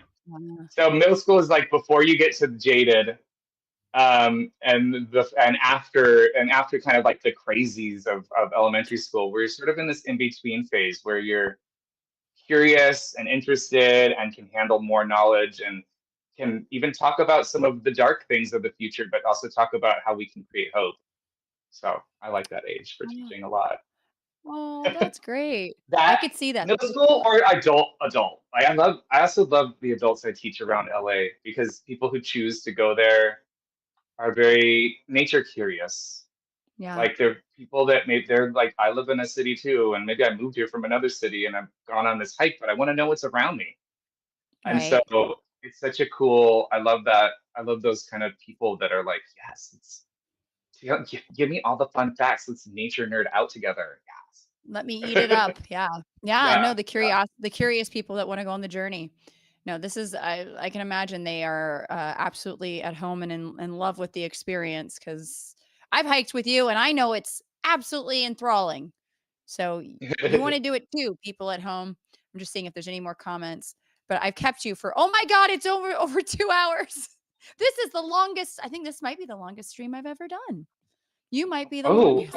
Speaking of Yes. filthy. We, well, hey. Yeah. Don't make me get my yardstick. A 2 hour stream, my goodness, maybe we should get that checked out. Oh, seriously, right? Oh my goodness. That's more than a gallon jar. Uh, Yeah. yeah. Wow. Well, This was so great. Like I said, I like barely looked at my questions because you just, you say so many interesting things. It takes me on a different journey. Living up to your name. yeah. Oh, yes. There we Ooh. go. Well, I got to ask you, where can people find you? So I'm on Jason Journeyman is my handle on Instagram and TikTok and the Blue Sky and Threads, and I'm here on YouTube as well. So that's a great place to find me. Also, for just not everyone's on social media, and sometimes I wish I wasn't either. But you can find me at jasonjourneyman.com. And when you go there, it'll pop up. A little pop up will come for the newsletter, and that's a great way to find out about events if you're here locally in Southern California. So I do just once a month here, a little bit of thoughts about what's going on in the world. And then here's the upcoming events. And I try to usually get those out before I post them on social media. So you kind of get first access, and that means you get access to the free tickets. Because I always have free spots and sliding scale because I want to make outdoor environmental education accessible to everyone. And so that's the best ways to follow me. Yeah, Okay. website and the socials. I know that's a good amount. You got that market cornered or that world cornered. Do you have any parting thoughts, any words of hope to share with the internet before we say goodbye? Words of hope. Hope is extremely important for all of us. I think we need to foster hope. I think hope is something that we choose. It's an action. It's not just like some idea. It's not something that's given to you.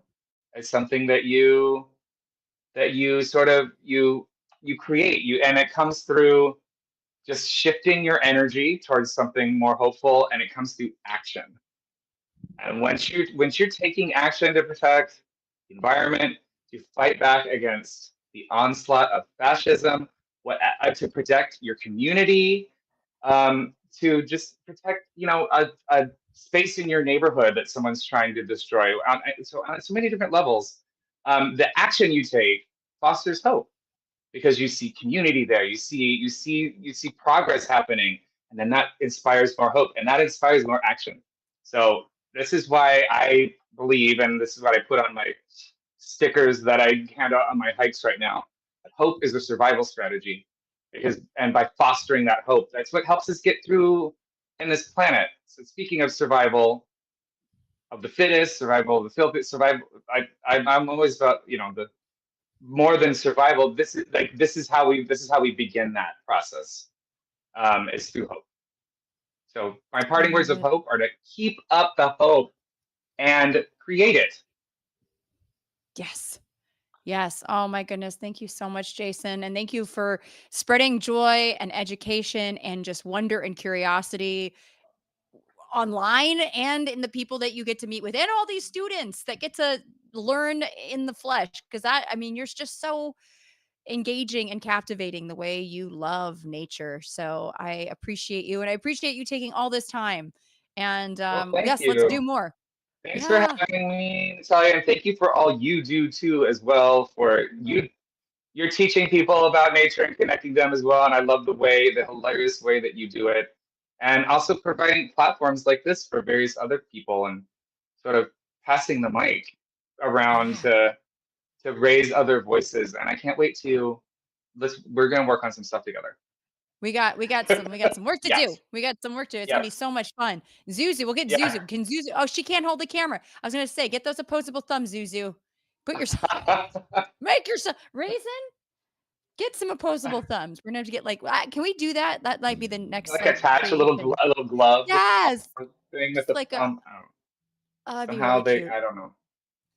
Well, I'm gonna I'm sure we release can you into involve the them somehow right. in a video, Um, maybe.